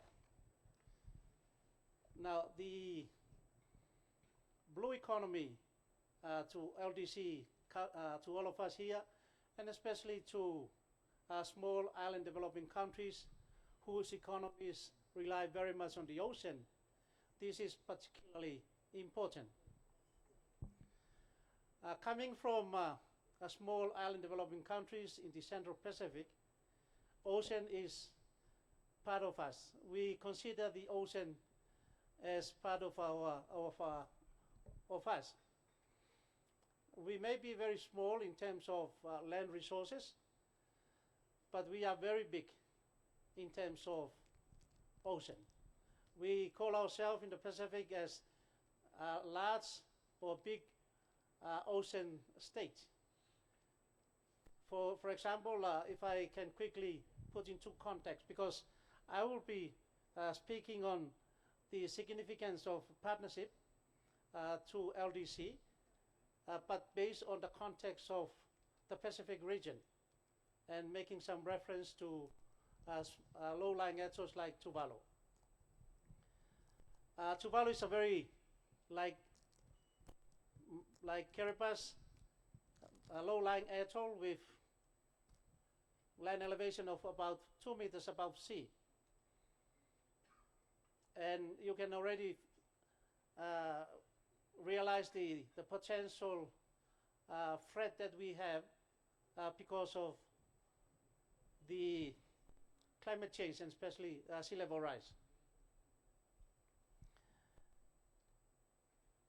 For LDC, it is critically important for us to strengthen partnership, not only between governments within our different regions, but also between governments and private sectors, communities, non-government organizations, and even between regions. Because blue economy requires partnership between all different levels and different sectors.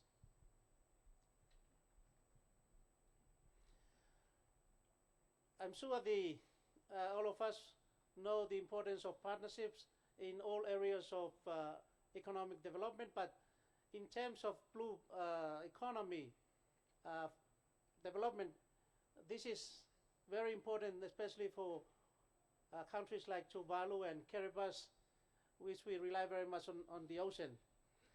For the Pacific, for example, we highly value the ocean, and in our 2050 strategy for the Pacific, Blue Pacific continent, one of the 7 pillars that we have is on ocean and environment. And that is because we highly value the importance of ocean to our lives. And in that pillar, our leaders had an ambition that we have to make sure we protect and manage the use of ocean resources, from fisheries to all sorts of resources that can be extracted or used from the ocean, to make sure that we do not deplete those resources to the extent that a future generation may not be able to use the resources from the ocean.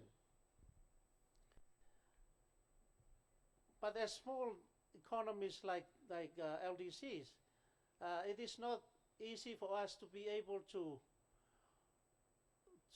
keep to our ambition, because sometimes we look at the resources that we can benefit a lot from the ocean. And that is why we require partners like development banks, the World Bank and the Asian Development Bank, to help us with our blue ocean, blue economy initiatives. In the Pacific, for example, we have, if I may make reference to certain blue economy initiatives that are currently implementing in the Pacific. For example, sustainable fisheries. Initiative like community-based fisheries management in the Solomon Islands, which highlight the importance of balancing the economic benefits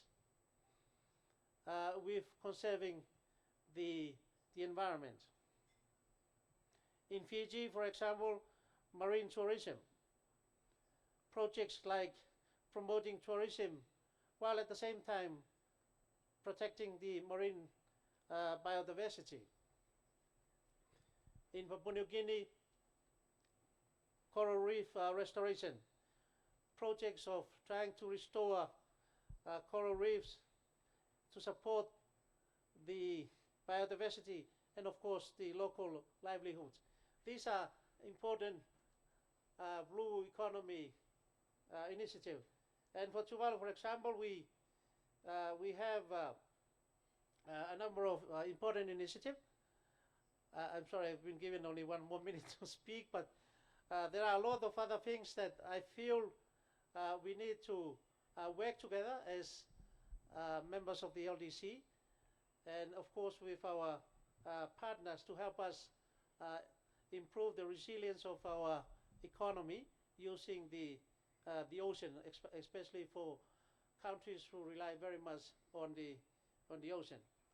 I have to conclude by once again saying thank you so much, moderator, for the opportunity, but I am more than happy to respond to questions relating to this topic. Thank you. Thank you very much. I think we may have just an opportunity to come back so that you can unpack everything else that you have not given us.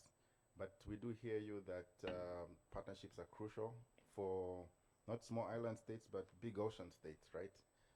So partnerships are crucial at various levels, including community level. I see that you also recognize the importance of partnerships with external partners, including the MDBs, for their knowledge to help you build the strategy. I think we'll come back later to you because I was very interested when you said the 2050 strategy, right? Did I get that right? Okay, good. So from colleagues from blue, we're now going green.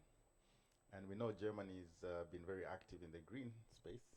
And now I invite Ambassador Wagner Michel to just give us a sense of,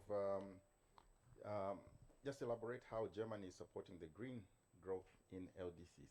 Ambassador. Yes, sir. Thank you, and good afternoon to you all. Maybe let me start with that green growth is, of course, not only for LDCs. It's something that we have to pursue everywhere in the world. For too long, we know that industrialized growth is causing and has been causing a lot of damage to the environment. And I think we, as Germany, with other partners in the EU, we want to break that pattern. Growth, yes, but avoiding or at least offsetting the negative impacts on the environment. And how do we do this? Renewable energies, of course, is a basic factor. Renewable clean energies. Also strengthening circular economy, or in general, using resources in a more sustainable and more efficient way. These are all measures which help to decouple economic growth from environmental damage. Now, LDCs need growth. There is no question whatsoever about it. They need a growing private sector. They need jobs. They need income to lift people out of poverty.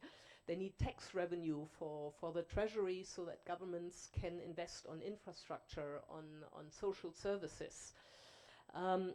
But we also know, and you've alluded to it, Ambassador Chola, that LDCs are particularly vulnerable to effects of, for example, climate change.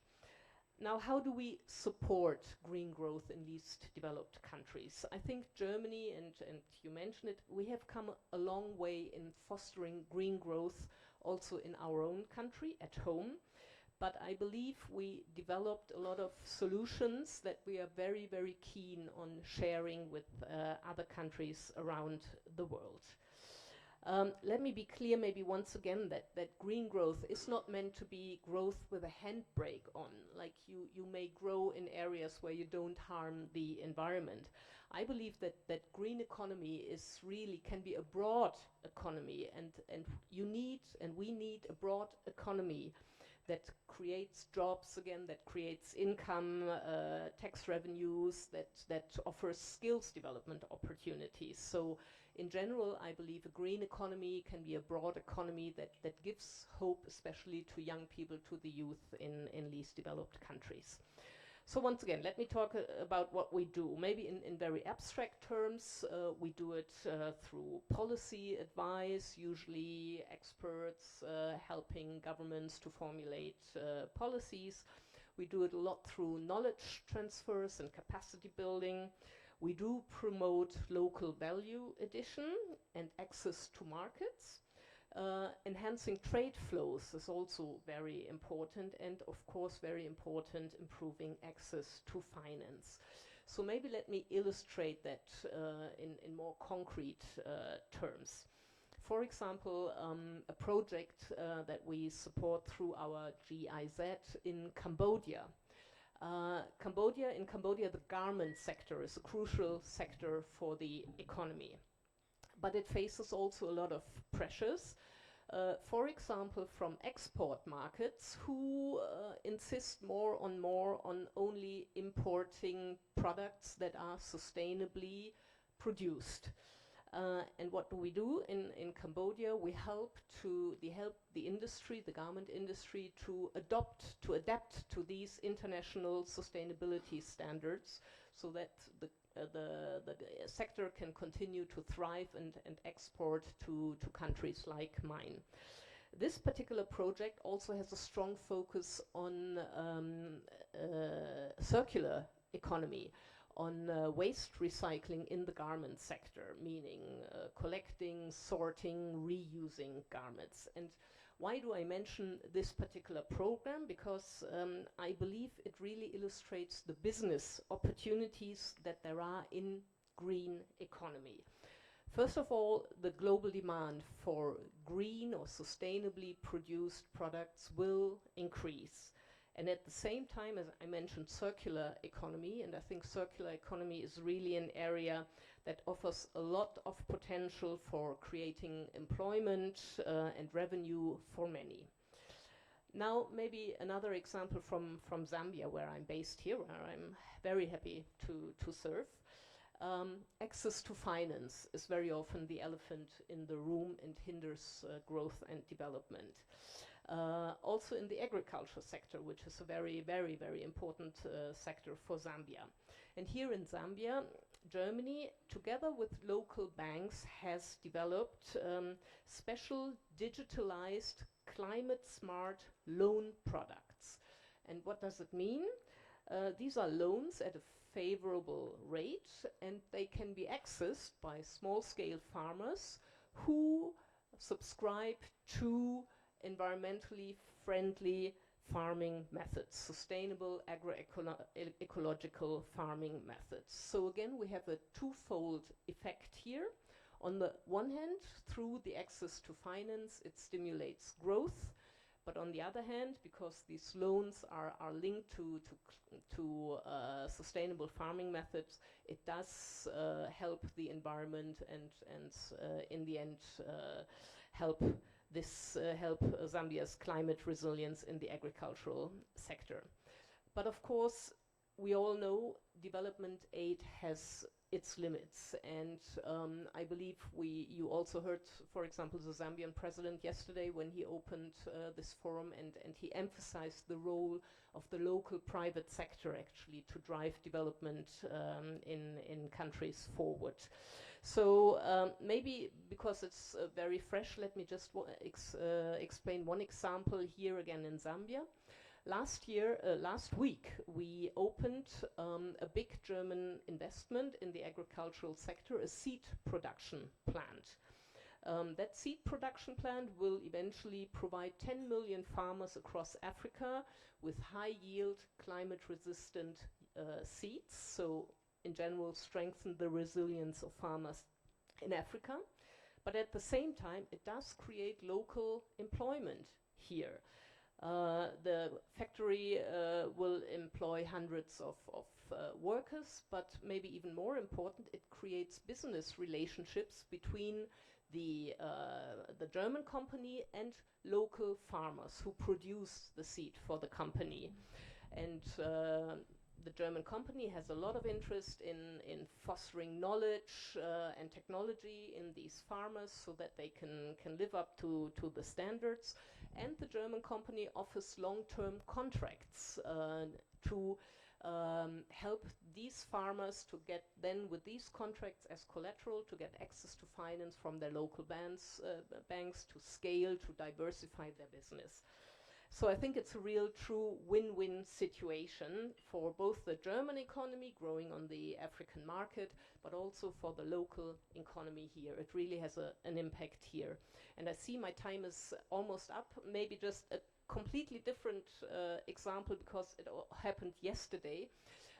You probably all know Deutsche Welle, which is the publicly funded German international broadcasters, and they last night launched a collaboration here in Zambia with a local TV station, and they will co-produce a weekly magazine, an environmental magazine, Eco Africa it's called, and this magazine will showcase best practices, good ideas, innovations from Africa, tackling the effects and the challenges of climate change. And I think this is another collaboration with some German input, but which will provide this platform, sharing information, sharing best practices. I think this is something which is also very important to move together forward to learn from each other. And I leave it here. Thank you. All right, thank you very much. Yeah, a round of applause. I think we got a lot of good information there. I just want to celebrate really just the outputs that you have on the ground, tangible outcomes. We see that Germany clearly is a strong partner and believes that sharing information is actually public good, public global good, good information. And we also see that you're blending knowledge with finance, with access, and we note that Germany remains a leader when it comes to the issue of climate core benefits. We talked about delivering both business as well as climate results for the circular economy. That's very, very interesting stuff. We'll come back to you because I think I'll have other questions. But I do like the practical examples you're giving in Cambodia, in Zambia here, several products, and even just the recent one that is there. We do take note, the broad economy, the green economy can be a broad economy. That's well noted. Ambassador Mike. Ambassador Mike, Ambassador to Zambia from the United States. I have a question for you regarding your thoughts on promoting competitive businesses, a business enabling environment. I know the US government has been quite passionate about bringing private sector to Zambia, and we applaud you for that as well. But would like you to just touch on that, on how the enabling environment can foster an investment-led development and growth in LDCs. Mike. Great, thank you so much, Chola. And let me join the crowd in welcoming all of you to my adoptive home, Zambia. I hope you're enjoying your time here. As many least developed countries reach their 6th decade since independence, perhaps the cruelest irony of all is that so many of them remain in that category of least developed countries. Real GDPs, especially per capita, have not kept pace with the growth in other countries, and perhaps most regrettably, economic growth and development have not reached the levels reflective either of a country's potential or the expectations of her citizens.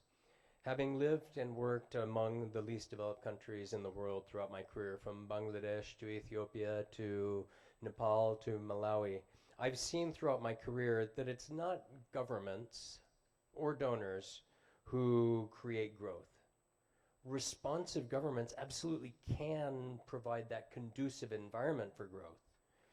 Donors can provide much needed support for it, but ultimately it's the lady at the end. It's the private sector and private sector investment that drives growth. It's the investment that creates jobs, that drives productivity, that pays taxes to fund social services. We've seen over recent decades that significant foreign assistance might provide phenomenal impacts on the lives of individuals. But sadly, I would argue the assistance-led development model has broadly failed to spur the sustained systemic reforms that are needed to drive real per capita growth and development. Regrettably, also, the fiscal and policy space that aid is intended to provide has not been used to enact those kinds of reforms. So, despite significant potential, accountable and transparent businesses are not generally investing in LDCs proportionally to the potential that is there. As a result, the development of LDC economies remains unrealized despite the interest and despite the availability often of trillions of dollars in available capital. In my experience, much of the difference between countries that do attract that investment and those who do not is a matter of government orientation. From Ethiopian coffee to Chilean mining, those countries and those sectors that create conducive environments to foster innovation and businesses within a transparent and stable policy environment, using the government to enable business while monitoring and enforcing compliance. Those are the countries best able to unleash the potential of their economies. In contrast, those countries that insist on controlling, be it through opaque, complex, or redundant licenses or approvals, vulnerabilities from human intervention, or even shifting rules and regulations, those countries typically consistently fail to secure the investments even from those companies who are interested. Apart from the truly phenomenal business opportunity, too often the companies that do invest in those controlling environments do so by buying their way around regulations or officials, extracting and exploiting to the detriment of host countries. In this competitive global economy, capital is like water. It follows the path of least resistance. Companies don't just wait to invest in your country. They're going to invest somewhere. But if your country makes that investment difficult, they're going to go somewhere else. I often hear governments complain that investors just aren't serious. Look at all the potential, but they're not coming. The reality is that while that potential may be significant, too often the costs of realizing that potential continues to outstrip its potential benefit. Put another way, potential revenues may be great, but the costs of realizing those revenues into profits may still be even higher. Accountable companies aren't necessarily looking for a special deal just for themselves. They're seeking transparent, consistent, and predictable policies and processes that provide a level playing field to minimize risk. In a world where time is money, one-stop shops and automated processes help reduce opportunity costs for investors. A new market entrant's first stop is typically to talk to other companies already in that market. And if what they hear about is corruption or Byzantine processes or long delays, they may not even stick around long enough to have the meeting with government officials or to actually even explore the opportunities that are there. So I would argue the first key to attracting new trade and investment is to facilitate the business practices for those companies that are already in your market. Now, against this backdrop, Western embassies and governments often share the very same objectives that your countries have, increasing mutually beneficial commercial ties. Because companies talk to embassies when they're exploring new markets, we often have insights into what it is about a business environment or an opportunity that attracts a company. We also hear what keeps them away. And we have close dynamic contact with companies across your economies. So partnering with embassies in your countries to understand the perspectives of the private sector can help your governments develop and prioritize action plans for reforms to turn your potential into real investment, to turn it into meaningful jobs for your citizens, to increase tax revenues, to provide better for your citizens. The United States is often happy to advise on prospective business process reforms or regulations. So is Germany and so many other countries, as well as multilateral partners like the World Bank. A true partner is not one that insists on non-disclosure agreements or wants special benefits only for themselves. More often than not, those opaque arrangements come at the expense of recipient economies.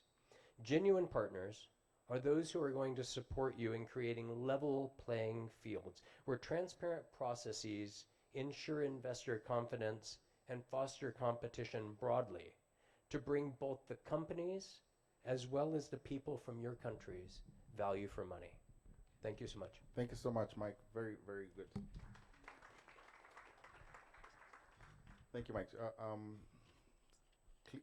Clear messages from yourself. One of them is that the enabling environment matters. And among other things, you defined it as one in which the policies are consistent, they are transparent, and there's a clear level playing field. Also, you highlighted very clearly that private sector is the one which drives the economy, fundamentally investment and revenue production. So partnerships with the private sector, we'll get to private sector soon, but we'll listen to Ambassador Francisco first. But I was very interested in hearing what you said about embassies. I think that was a call to action that I heard, right? That LDC governments can actually reach out to your embassies who are in partnership with other companies coming from your respective countries, and you can provide that facilitation, so to say. So that's a very clear message. Next is on my list, actually, is we're going virtual. From Geneva, we have Ambassador Zubedi, and I'd just like to confirm whether he's there. Can you hear us, see us, Ambassador, from Geneva? Yes. I. Okay, we can hear you. I'll take that as a yes. And okay, so my question to you is pretty straightforward. If you could kindly share with us Nepal's national experience as both an LDC and a landlocked developing country vulnerable to climate change, just like Zambia, in leveraging trade and capacity building as a strategic tool to enhance resilience. I hope that's clear. Ambassador, the floor is yours. Thank you. Thank you, Excellency Dr. Chola Milambo, for the opportunity, and happy to join the distinguished participants and the distinguished panel of speakers from Geneva. I can also feel a little bit of warmth of Zambia in Geneva. First of all, I'd like to thank the organizers, Government of Zambia, Government of Finland, and UNOHRLLS for the opportunity. Let me first speak about Nepal. As you may be aware of the fact that Nepal is a landlocked, least developed country in the South Asia and lying between India and China. It's a home to 30 million people, a country with diverse topography, with the elevation of 59 meters at the low level and top of the world, the Mount Everest, on the highest. Nepal is also known for its natural beauty, the rugged mountain terrain, Himalayas, river basins, valleys, lakes, and lush green forest. The national park, picturesque places have become synonymous to Nepal, but it also creates a kind of permanent threat to climate change. Nepal's mountain ecosystem are extremely delicate. Our communities are in vulnerable climate-related disaster situations. We are striving to build resilience to adapt to and cope with the impact of climate change, particularly as we head towards graduation from LDC category in 2026. The climate change is pervasive. As you know, it's a systemic threat and it impacts us significantly. And I believe it cannot be addressed by the efforts of a single country alone. We need to devise the measures to anticipate and manage the impacts of climate change, minimize disruption and losses and damages. What we can do at this situation, particularly as given question, you have said that what can trade leverage the resilience from climate change. Trade can be a good vehicle to support countries to build climate resilience. There can be four basic considerations. First, the access to market, access to goods and services that are needed for adaptation. Second, the facilitation of investment in the critical sectors to reduce climate risk within and beyond the borders.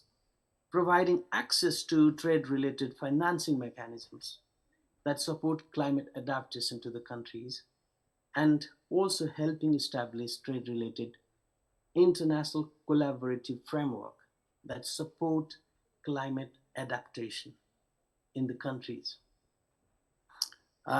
As far as the access to market is concerned, as ambassador to WTO, I can share with you that the last year we agreed to allow LDCs better market access. It was export perspective, but it can be two-way, particularly to access the climate-friendly goods and services. The second dimension I'd like to add is the technology transfer. It has been a long discussion. It takes a lot of money to develop technology, and it is so difficult also to make transfer of technology possible. The technology that help green transitions are also not in access of the developing and LDCs. So within WTO, we are negotiating whether the technology transfer technologies that are green, low emission technologies that can be transferred to the LDCs and developing countries. We are negotiating still, but it is still we have not reached to the decision point 8. And the third point I'd like to make: trade, investment, technology transfer, then the productive capacity, the capacity constraint that the LDCs they have, particularly throughout the green transition cycle, from the policy formulation to implementation, monitoring and evaluation.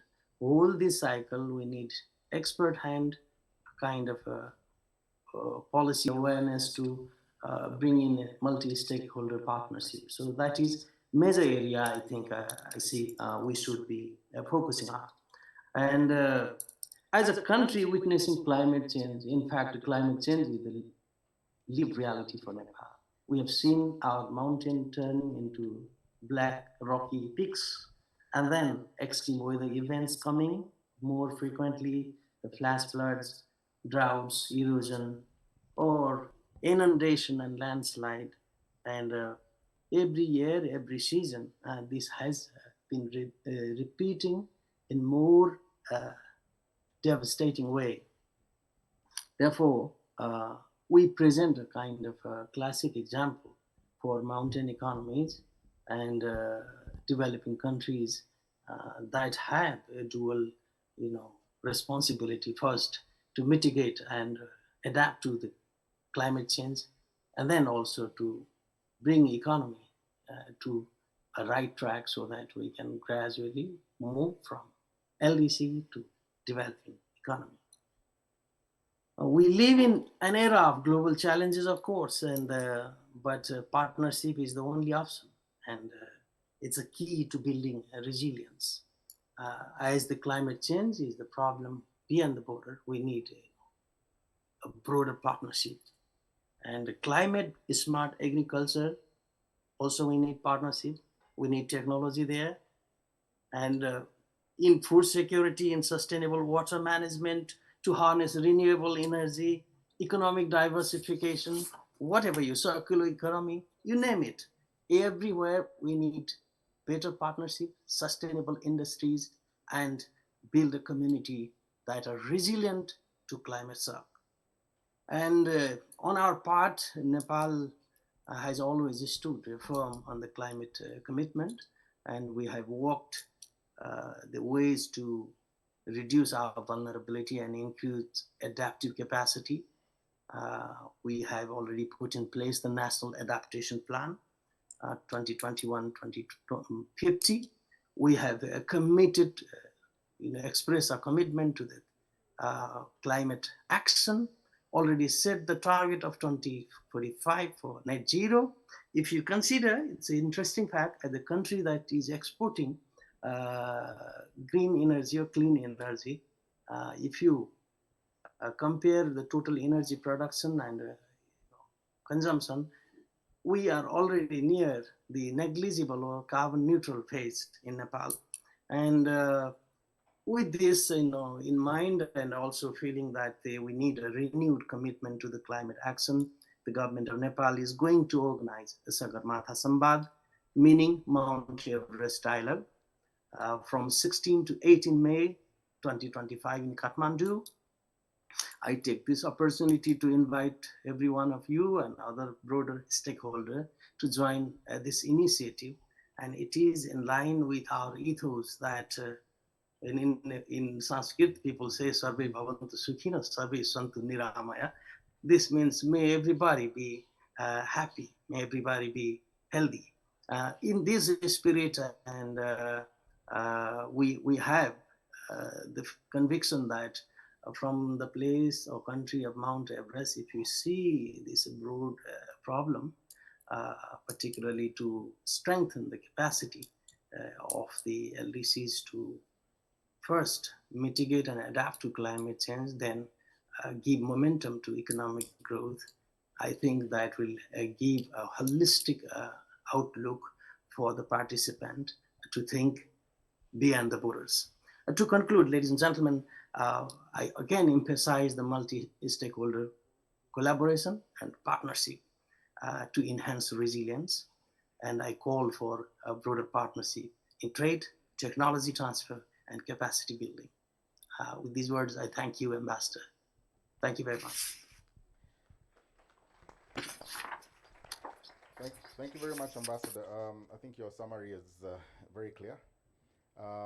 We do take note of the invitation that you have extended to all of us to the world ceiling rooftop, so to say. Very beautiful country. Just to point out here, you raised issues also relating to the progress on the WTO for access for LDCs. That's well noted. The issue of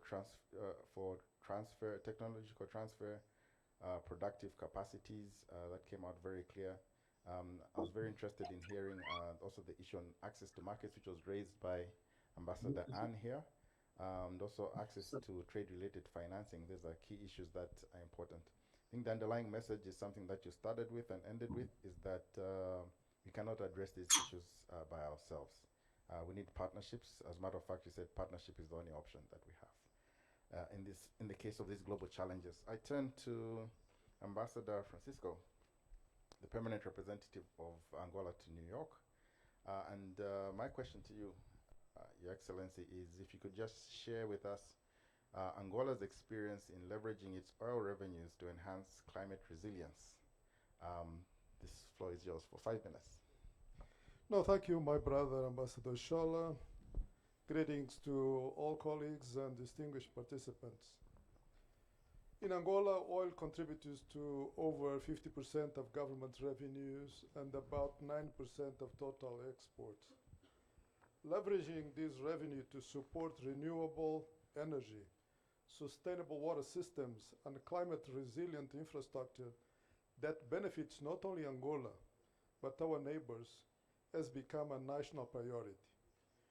We understand that resilience is not built in isolation, but through partnerships and the bold decision to reinvest today's resources in tomorrow's solutions.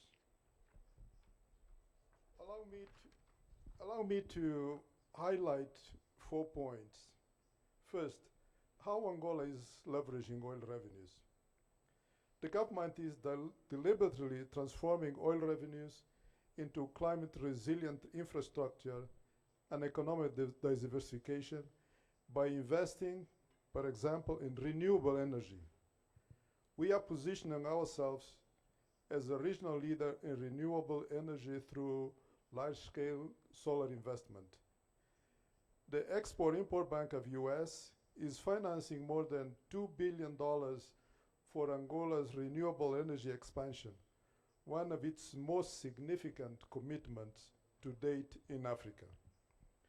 Angola is currently developing Africa's largest solar energy project, totaling more than 1.3 gigawatts of installed capacity. The project is being implemented in collaboration with Sun Africa, a US company, with construction taking place in multiple provinces and over 100 mini-grids to provide rural access.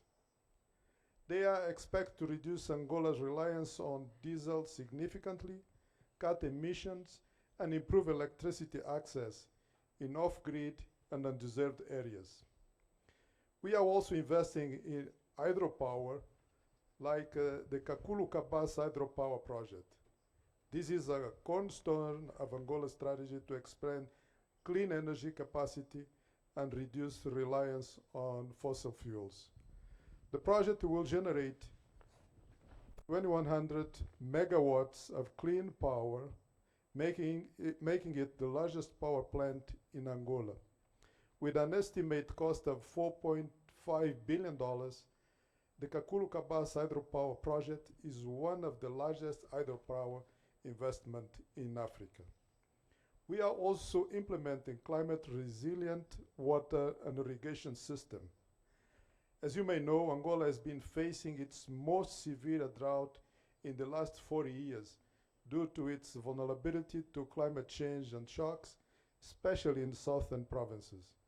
The government is investing over $200 million in climate-resilient water and irrigation system by implementing structural projects to make rural communities more resilient, particularly in the Kunene, Willa, and Namibia province, benefiting more than 3.5 million people. In 2022, we launched the Kafu Channel project, a $136 million investment. It consists of a 160-kilometer long water channel system for capturing and transferring water from the Kunene River to several villages in the Kunene province, thus guaranteeing better opportunities for food production and livestock farming. Second, the role of partnerships. Partnerships are central to Angola's national strategy, from clean energy and water management to trade corridors and youth development. None of our resilient strategy would be possible without the power of partnerships. Angola has significantly benefited from collaborations with multilateral institutions, private investors, and neighboring countries. These partnerships ensure that Angola blends domestic and international resources for inclusive, climate-resilient outcomes, which are the backbone of the country's resilient efforts. Third, gender-sensitive and youth inclusion. Resilience must be inclusive. Angola's investment are gender-sensitive, focusing on empowering women in agriculture, energy, and entrepreneurship. The country is preparing the youth for a green economy through vocational training, innovation hubs, and digital tools. Fourth, transboundary water cooperation. Angola supports regional frameworks like SADC protocols on shared water courses and is aligned with the African Union Agenda 2063 and the Africa Water Vision 2025. The Okavango River Basin is one of the world's most vital freshwater ecosystems, beginning in Angola's highlands and flowing through Namibia into Botswana, where it feeds the Okavango Delta, a UNESCO World Heritage Site. As the upstream country, Angola plays a central role in protection and sustainability of the basin. These efforts reflect Angola's commitment to transboundary water cooperation and environmental diplomacy in preserving one of the African most ecological and cultural valuable river system. And these efforts include Angola being an active member of OCACOM, the Permanent Okavango River Basin Water Commission, alongside Namibia and Botswana, a commission that promotes, coordinates sustainable and equitable use of shared water resources. Angola also contributes to the Okavango Strategic Action Program, which focuses on ecosystem protection, climate resilience, and water governance. In closing, Angola believes resilience is not only about surviving shocks, it's about shaping a better future built through partnerships that are fair, people-centered, and forward-looking. Thank you for your attention. Thank you very much, Ambassador. Very interesting to hear the various projects. I think Angola is taking a very proactive approach to building resilience. 1.3 gigawatts as a head spin in numbers, 2.1 giga hydro projects. I mean, that's massive, especially in the context of Africa, which is facing various challenges and has a huge infrastructure and energy deficit. So we applaud you for that. And also your recognition that partnerships must be inclusive. I think that was very insightful. And also that partnerships must be fair, people-driven, and forward-looking. So we thank you very much for that. We'll quickly switch to now the private sector component of it. We've talked about you, so we're very expectant of your intervention. My question to you, Marie Rain, is how can mobile banking, e-commerce, and digital supply chains just how they can contribute to building economic resilience. You just touch on that, but I'd want you to just share within your first minute exactly what your company does, because we had a chat just earlier before and I found it very intriguing. So 1 extra minute for you. Thank you. So Your Excellencies here present, distinguished participants, it's a great privilege for me to be here to speak about building resilience, especially leveraging micro, small, and medium enterprises. As a self-proclaimed evangelist for MSMEs, any opportunity to further that agenda for me is super important. So I'm the CEO of a company called Collar Market, and for us, our mission is how do we help small businesses grow well? And for us, that means that they're selling more, they're making more profits, and they're able to access financing for growth. So through Collar Market, we help SMEs optimize their inventory. We've come to understand that small businesses don't wake up looking for where to borrow more money. They fundamentally want to be able to make sales. They want to be able to generate incomes that allows them to take care of themselves and their families. And so through Collar AI, we're able to not only predict demand in different locations, but we actually leverage those insights to help these small businesses stock the right mix of products in their shops. What this does is basically de-risking any financial investment into them. So that now, if I'm a bank, I know that if I gave that small business $100, I know exactly what they're able to use that to buy. I know they're able to turn around a profit, and I know they're able to pay me back. So this is fundamentally what we do at Collar Market. And so I will go ahead to share a bit more about why we believe at Collar Market that small businesses are the key to unlocking growth in LDCs. In Africa alone, we have over 100 million small businesses. These businesses drive over 60% of employment and over 50% of GDP. So I just want all of us to sit with that data. And so for us, there's no way to have a conversation about growth and development without thinking critically about how to partner small businesses. Today, there's nearly $500 billion financing gap that small businesses face. But more staggering is the fact that 85% of these businesses fail within their first 5 years of starting. And when we dived deeper to understand what exactly is the cause of this and why aren't financiers taking advantage of this huge gap that could make them money, we found that several small businesses told us, well, if I borrow money from you, I still have to pay you back an interest. But I'm not sure how much sales I'm going to be able to generate or how much profit I'll make. So I may end up using all my money to pay you interest without generating sales. I really wish there was a way I could generate consistent sales. And this is what we aim to solve for at Collar Market. But it is not a solo sport. It is a team sport.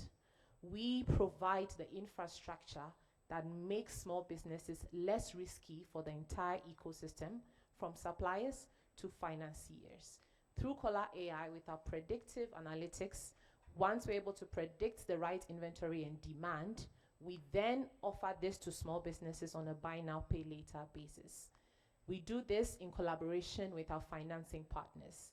And what we found to be super interesting is that more banks who work with us are interested in leveraging our platform because now they have more or less a less risky business to invest in.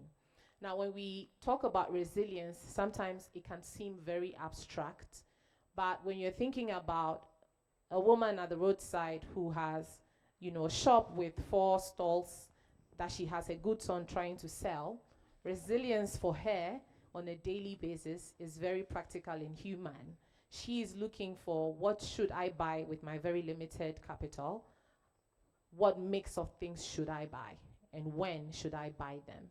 So I want to urge all of us here that in as much as we think through solutions to grow small businesses or LDCs, move them forward, we should also ask the question, who should be the main drivers of that growth?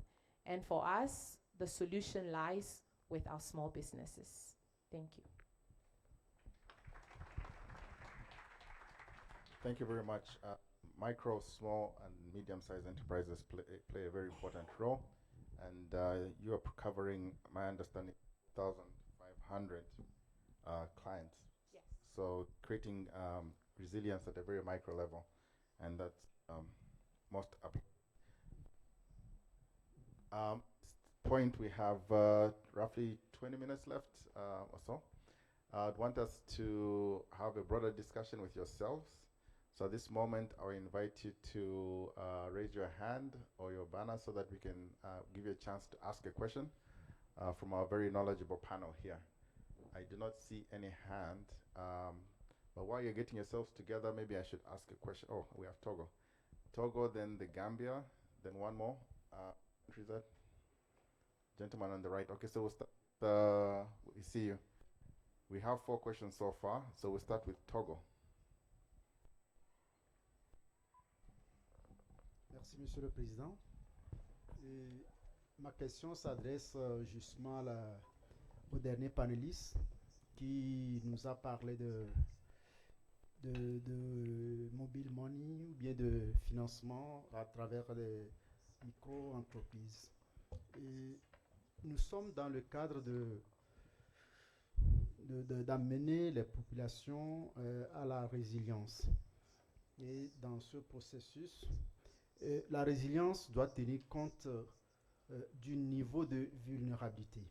Parce que si on doit travailler en mettant les individus sur un pied d'égalité, j'ai l'impression que les questions de vulnérabilité risquent de nous rattraper beaucoup plus.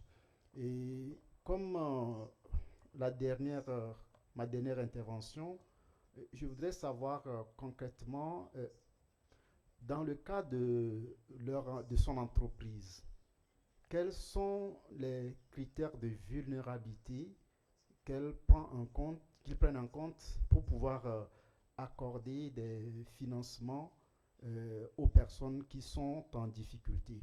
Et également, je voudrais qu'elles me disent de façon sincère si le degré de vulnérabilité des individus n'est pas un critère d'exclusion. Ça, c'est qu'il faut qu'elles nous le disent de façon très sincère.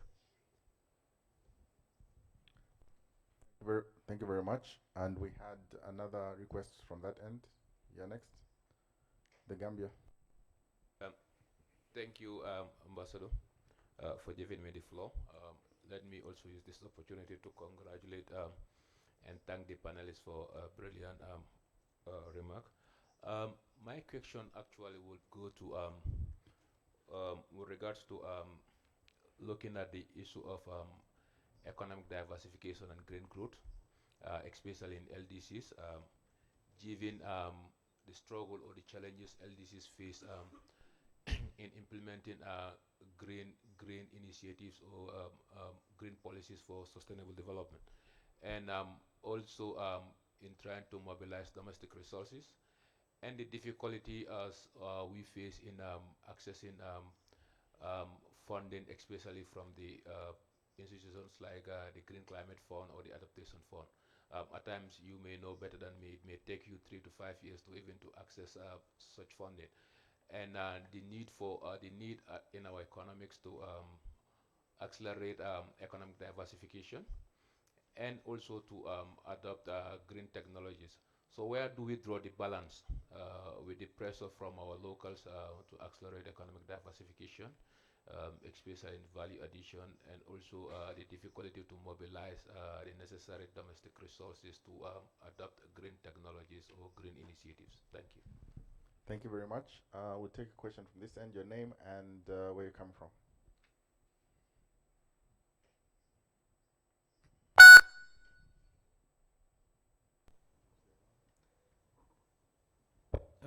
Thank you for the space. I just wanted to share Tanzania's case on blue economy, just contributing to our colleague and friend from Tuvalu.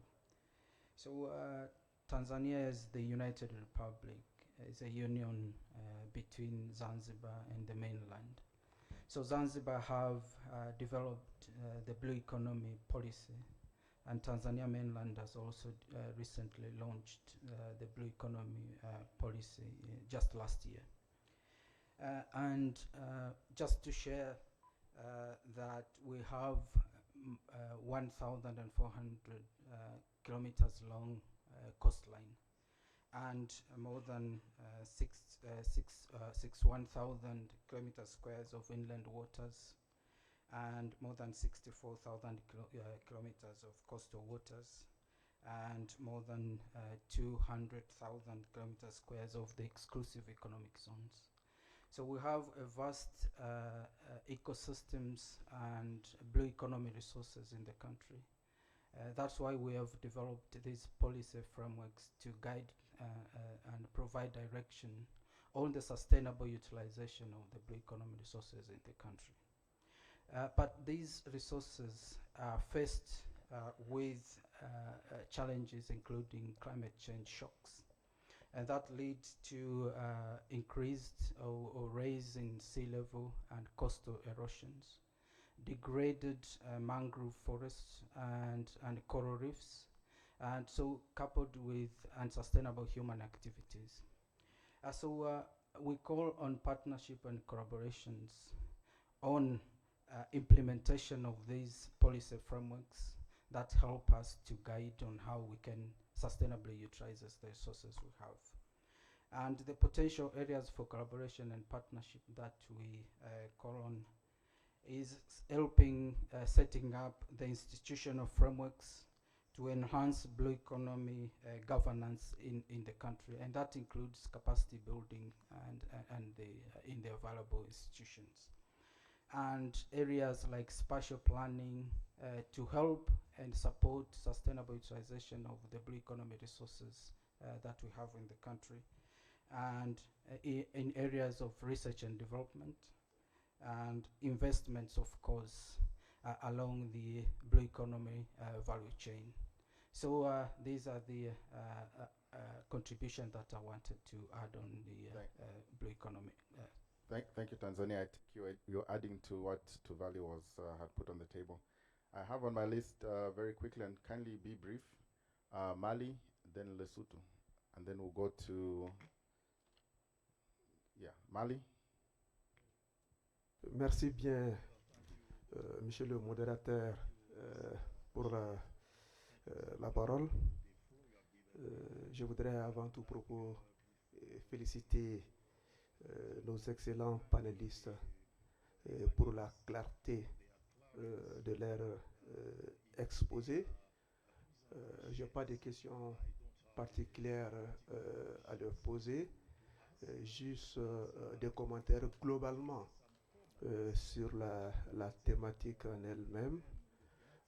Monsieur le modérateur, la thématique, à mon avis, cadre parfaitement avec l'accord de Paris sur le climat, qui met en exergue les questions de partenariat dans le cadre de la mise en œuvre des contributions déterminées au niveau national et assorties de plans d'investissement climatique chiffrés à coût de milliards de dollars.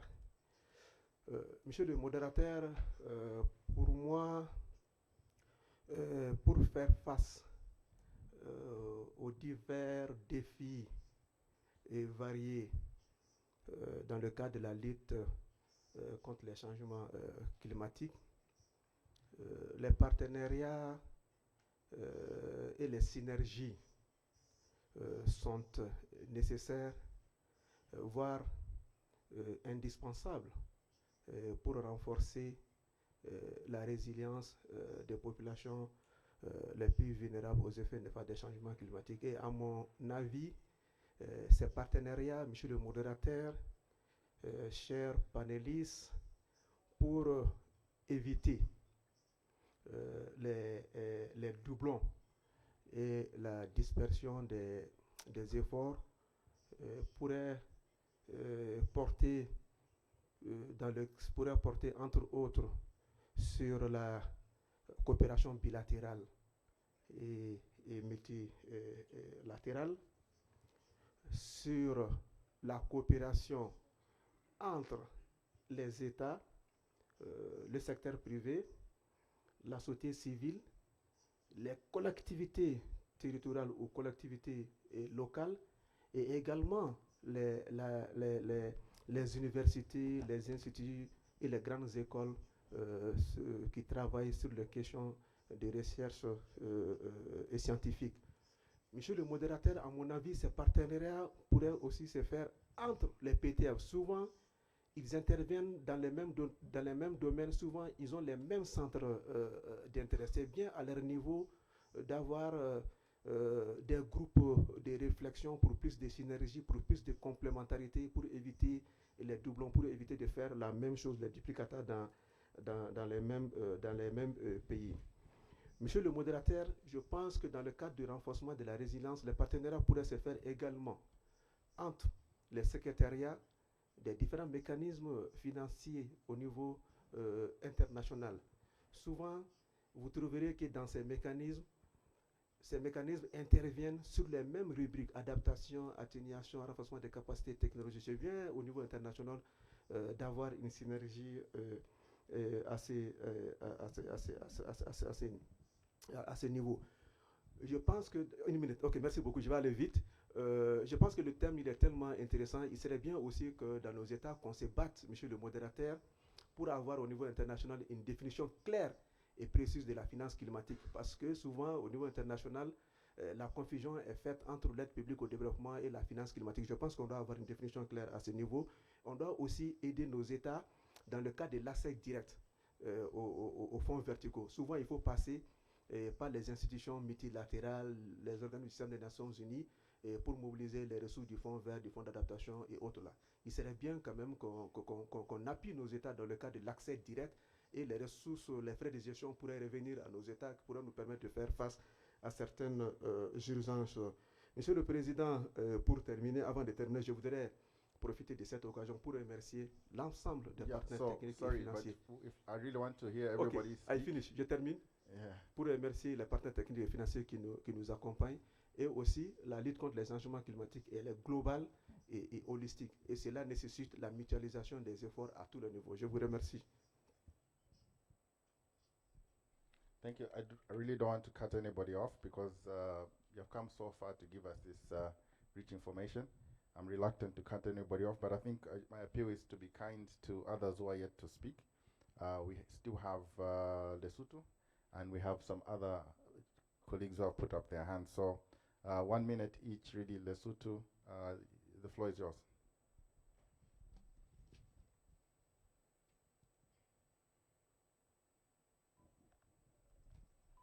You have the floor, Lesotho. Yeah, I think that was me. Okay, go ahead. Thank you so much. My name is Kwele Monaheng. I am a climate change and sustainability specialist, also specializing in corporate disclosure. My question really is around the orientation of the resilience and how climate risk threatens business stability. And I'd like to just know, just from the panelists on the private sector particularly, are we ready as LDCs to integrate ESG, integrated reporting, or climate-related financial disclosures into our economies in a way to create the perfect cocktail to unlock the type of investment the speaker spoke about? And if you would agree, would you say ESG principles should not be optional, but rather be integrated reporting and be very critical to ensure the long-term sustainability and investment, especially in LDCs? So my question is, businesses are not immune to these challenges of resilience, particularly being in Africa and being in LDCs. Can businesses integrate ESG? Are we ready as LDCs to do this work? Thank you. Thank you. Thank you. That's a question on sustainable accounting. We have two more interventions, the lady and then the gentleman in the front.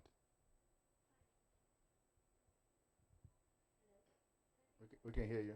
Oh, okay. Sorry. This is Vidya from Bangladesh, representing the Bangladesh Garments Manufacturers and Exporters Association. Over the last few years, various rules have changed. We have to now think about the EU due diligence, the Green Deal, and it is essential that we also look at the due diligence directive, which talks about circularity and sustainable production. In a country like Bangladesh, we already have about 238 green factories, and more we are trying to improve our production process in decreasing the amount of water we use, reducing our carbon footprint.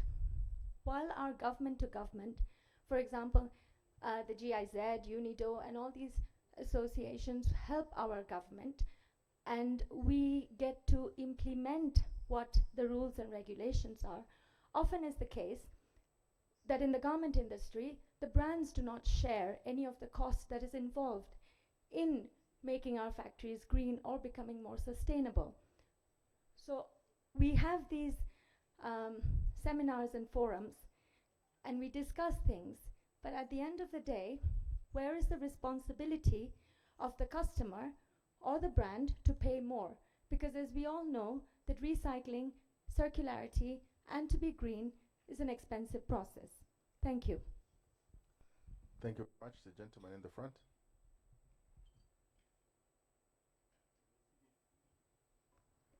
Ok, merci pour la parole. Je me nomme Kabore Wahabo, je viens du Burkina Faso. Voilà, je voudrais d'abord remercier l'ensemble des panélistes pour leur brillante communication. Donc, j'ai deux préoccupations qui pourraient concerner l'ensemble des pays les moins avancés. La première, c'est un constat. Il y a un déséquilibre entre la part des financements destinés à l'atténuation et celle destinée à l'adaptation. En 2019, on a fait l'évaluation. On a vu que la part des financements destinés à l'adaptation ne représentait que 25%. Et les 75 autres étant donc affectés à l'atténuation. Donc, c'est notre priorité en tant que pays moins avancé, c'est vraiment l'adaptation. Donc, c'est ici c'est un plaidoyer pour qu'on essaie de voir comment est-ce qu'on peut rehausser la part des financements destinés à l'adaptation. La deuxième préoccupation, c'est vraiment la complexité de l'accès au financement, surtout au financement vert. Donc, au Burkina Faso, nous avons engagé l'accréditation de deux structures pour l'accès au fonds vert climat. Donc, de 2015 à nos jours, c'est une seule structure qui a pu être réellement accréditée au fonds vert. Il s'agit du fonds d'intervention pour l'environnement, Coris Bank étant toujours dans le processus. Donc, le processus est vraiment complexe. C'est aussi un plaidoyer pour qu'on essaie de voir comment est-ce qu'on peut alléger vraiment le processus. Merci beaucoup. Thank you very much. In the remaining time we have, really just 5 minutes. We will have each of the panelists give a 1-minute reaction to the questions and also your closing remarks. But just to recap, we have questions ranging from the criteria for loans access, that we heard that from Togo, and then there was that issue of diversification that was raised that related to the green economy and the difficulty of accessing the Green Climate Fund.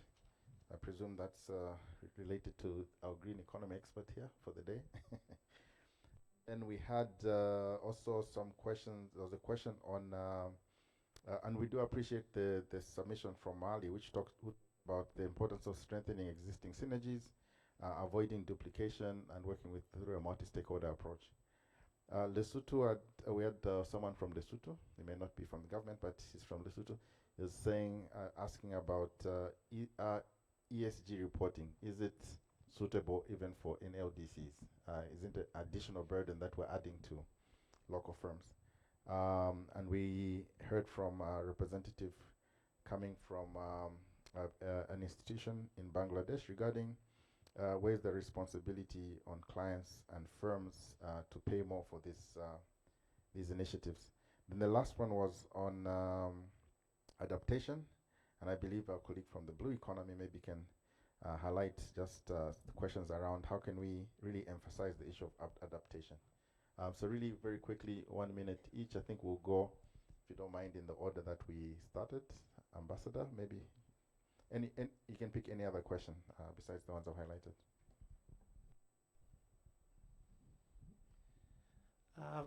Thank you very much, Ambassador Moderator. Thank you for the very useful interventions from the floor. To go direct to the question on adaptation and to enlighten a little bit on that. For the case of Tuvalu, adaptation is very central to our effort to enhance our resilience. So adaptation for Tuvalu, for example, as a low-lying atoll, basically we are focusing on reclamation and elevation of land because we are very much susceptible to the encroaching sea level rise that is causing a lot of coastal erosion. And our experience of getting adaptation fund is that it took us about 5 years to get the fund from the Green Climate Fund, but only 1 year to actually implement, to construct the seawall through that reclamation project.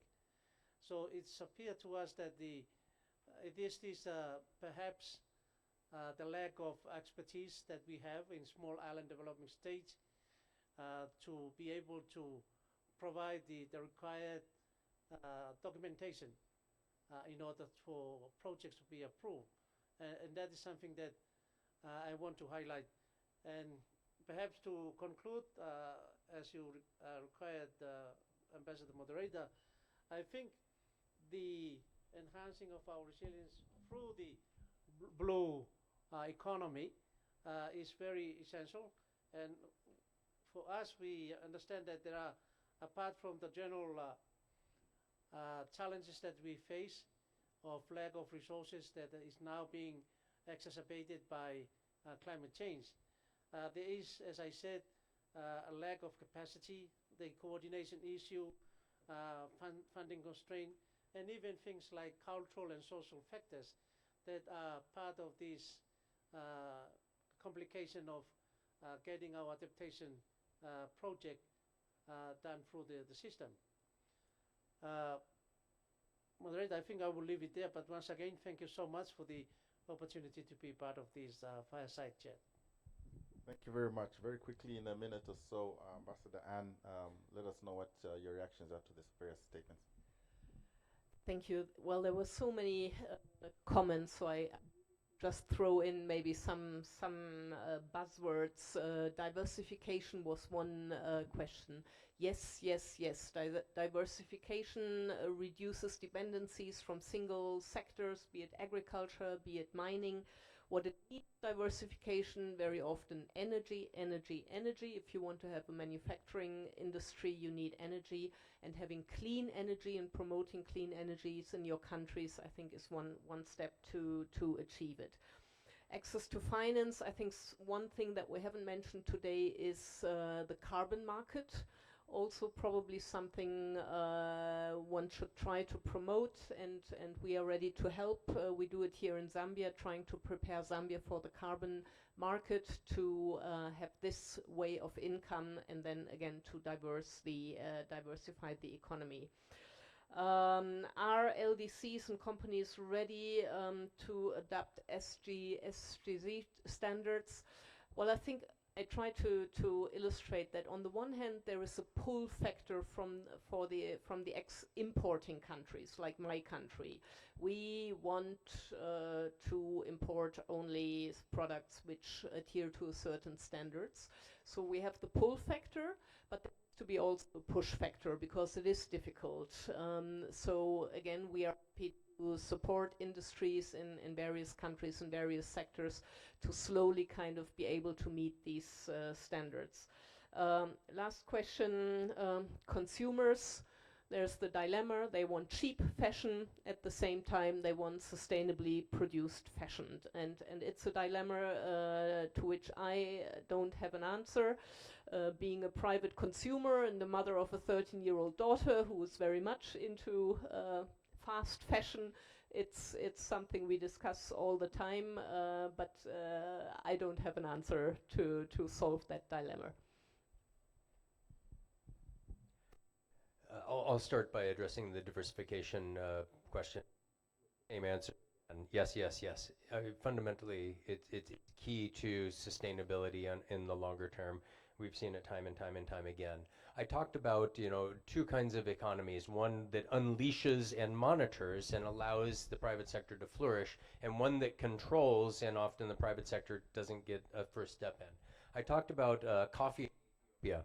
When I was the economic and political counselor in Addis Ababa, Ethiopia wanted to really grow its economy, and so they identified 5 leading sectors: hides, skins and leather, pulses and oilseeds, cotton, coffee, and tea.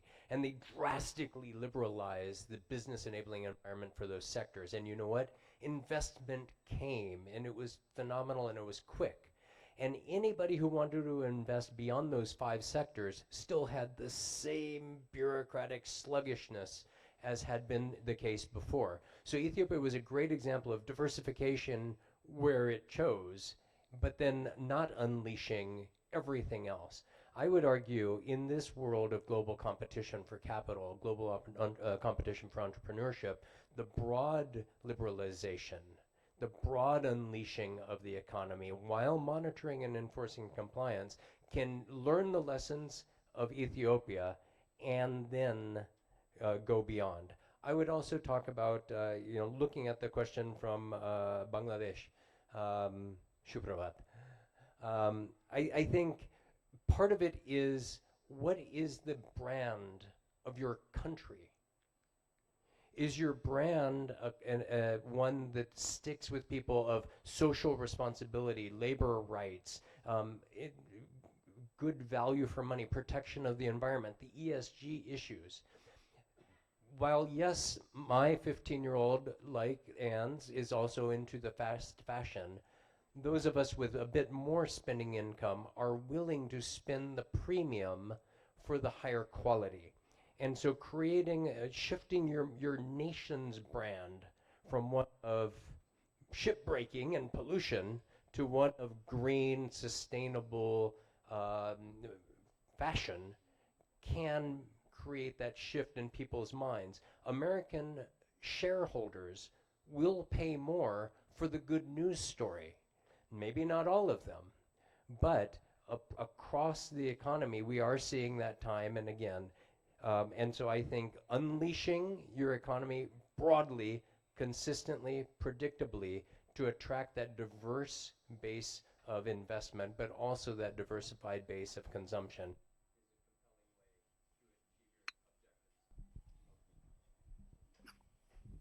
Thank you so much, Mike. Ambassador Francisco. Well, thank you for giving me the floor. Let me just emphasize 3 messages based on our experience.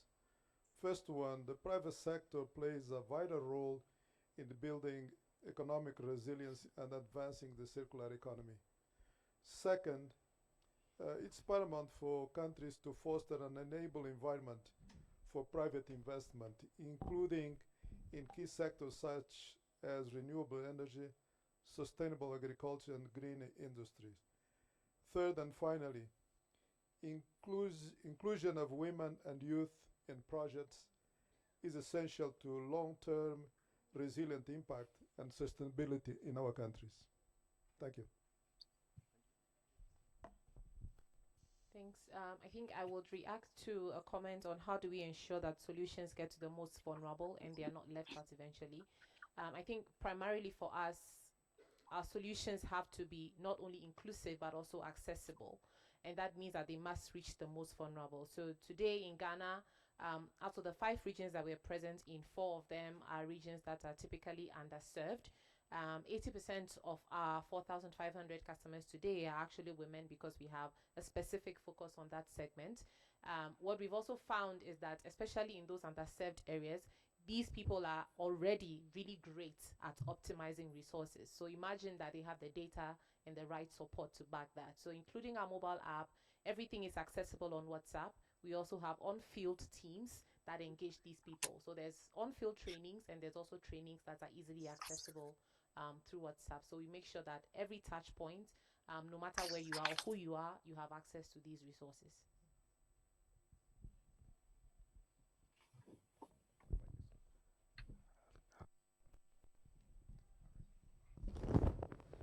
Thank you very much. Thank you. Okay, now it's on. Thank you very much, colleagues. Really, just very quickly, I thank all the panelists for the very insightful comments. I would invite you to give them a round of applause.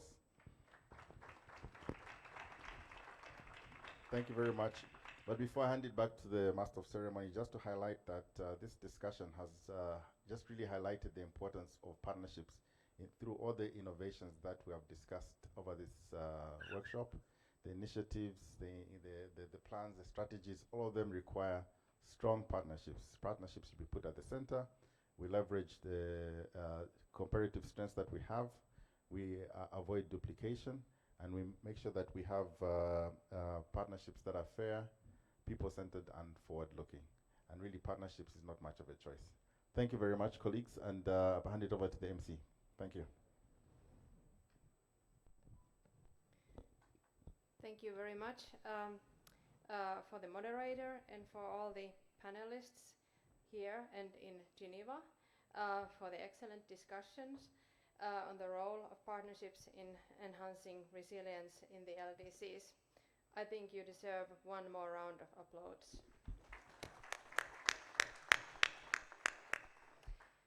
I would also like to thank all participants for your active participation in this session, as well as in the earlier sessions of today in the forum. Tomorrow we will continue in the morning with very important discussion with practitioners on monitoring the Doha Programme of Action implementation. We aim to start the final day of the forum sharply at 9 a.m.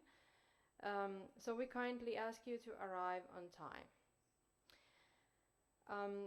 I would like to thank you all for today and wish you a wonderful evening in beautiful Lusaka. But I think my colleague from UNOHRLLS might have a couple of announcements to make. So please.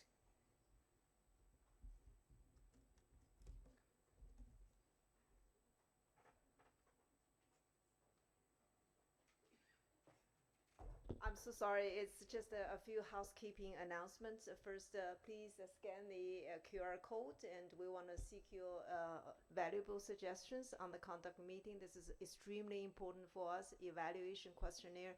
Please take the time to take a photo of the QR code, and please, the host asked us to remind you to register for the field trip tomorrow. The registration desk is right outside the meeting room. The registration will close at 5:30, and I guarantee you it's going to be enchanting field trip. So please, if you haven't done that, please go there and register your name. Please come to the meeting room 10 minutes before 9 o'clock. We look forward to seeing you at 8:50 sharp. Thank you so much.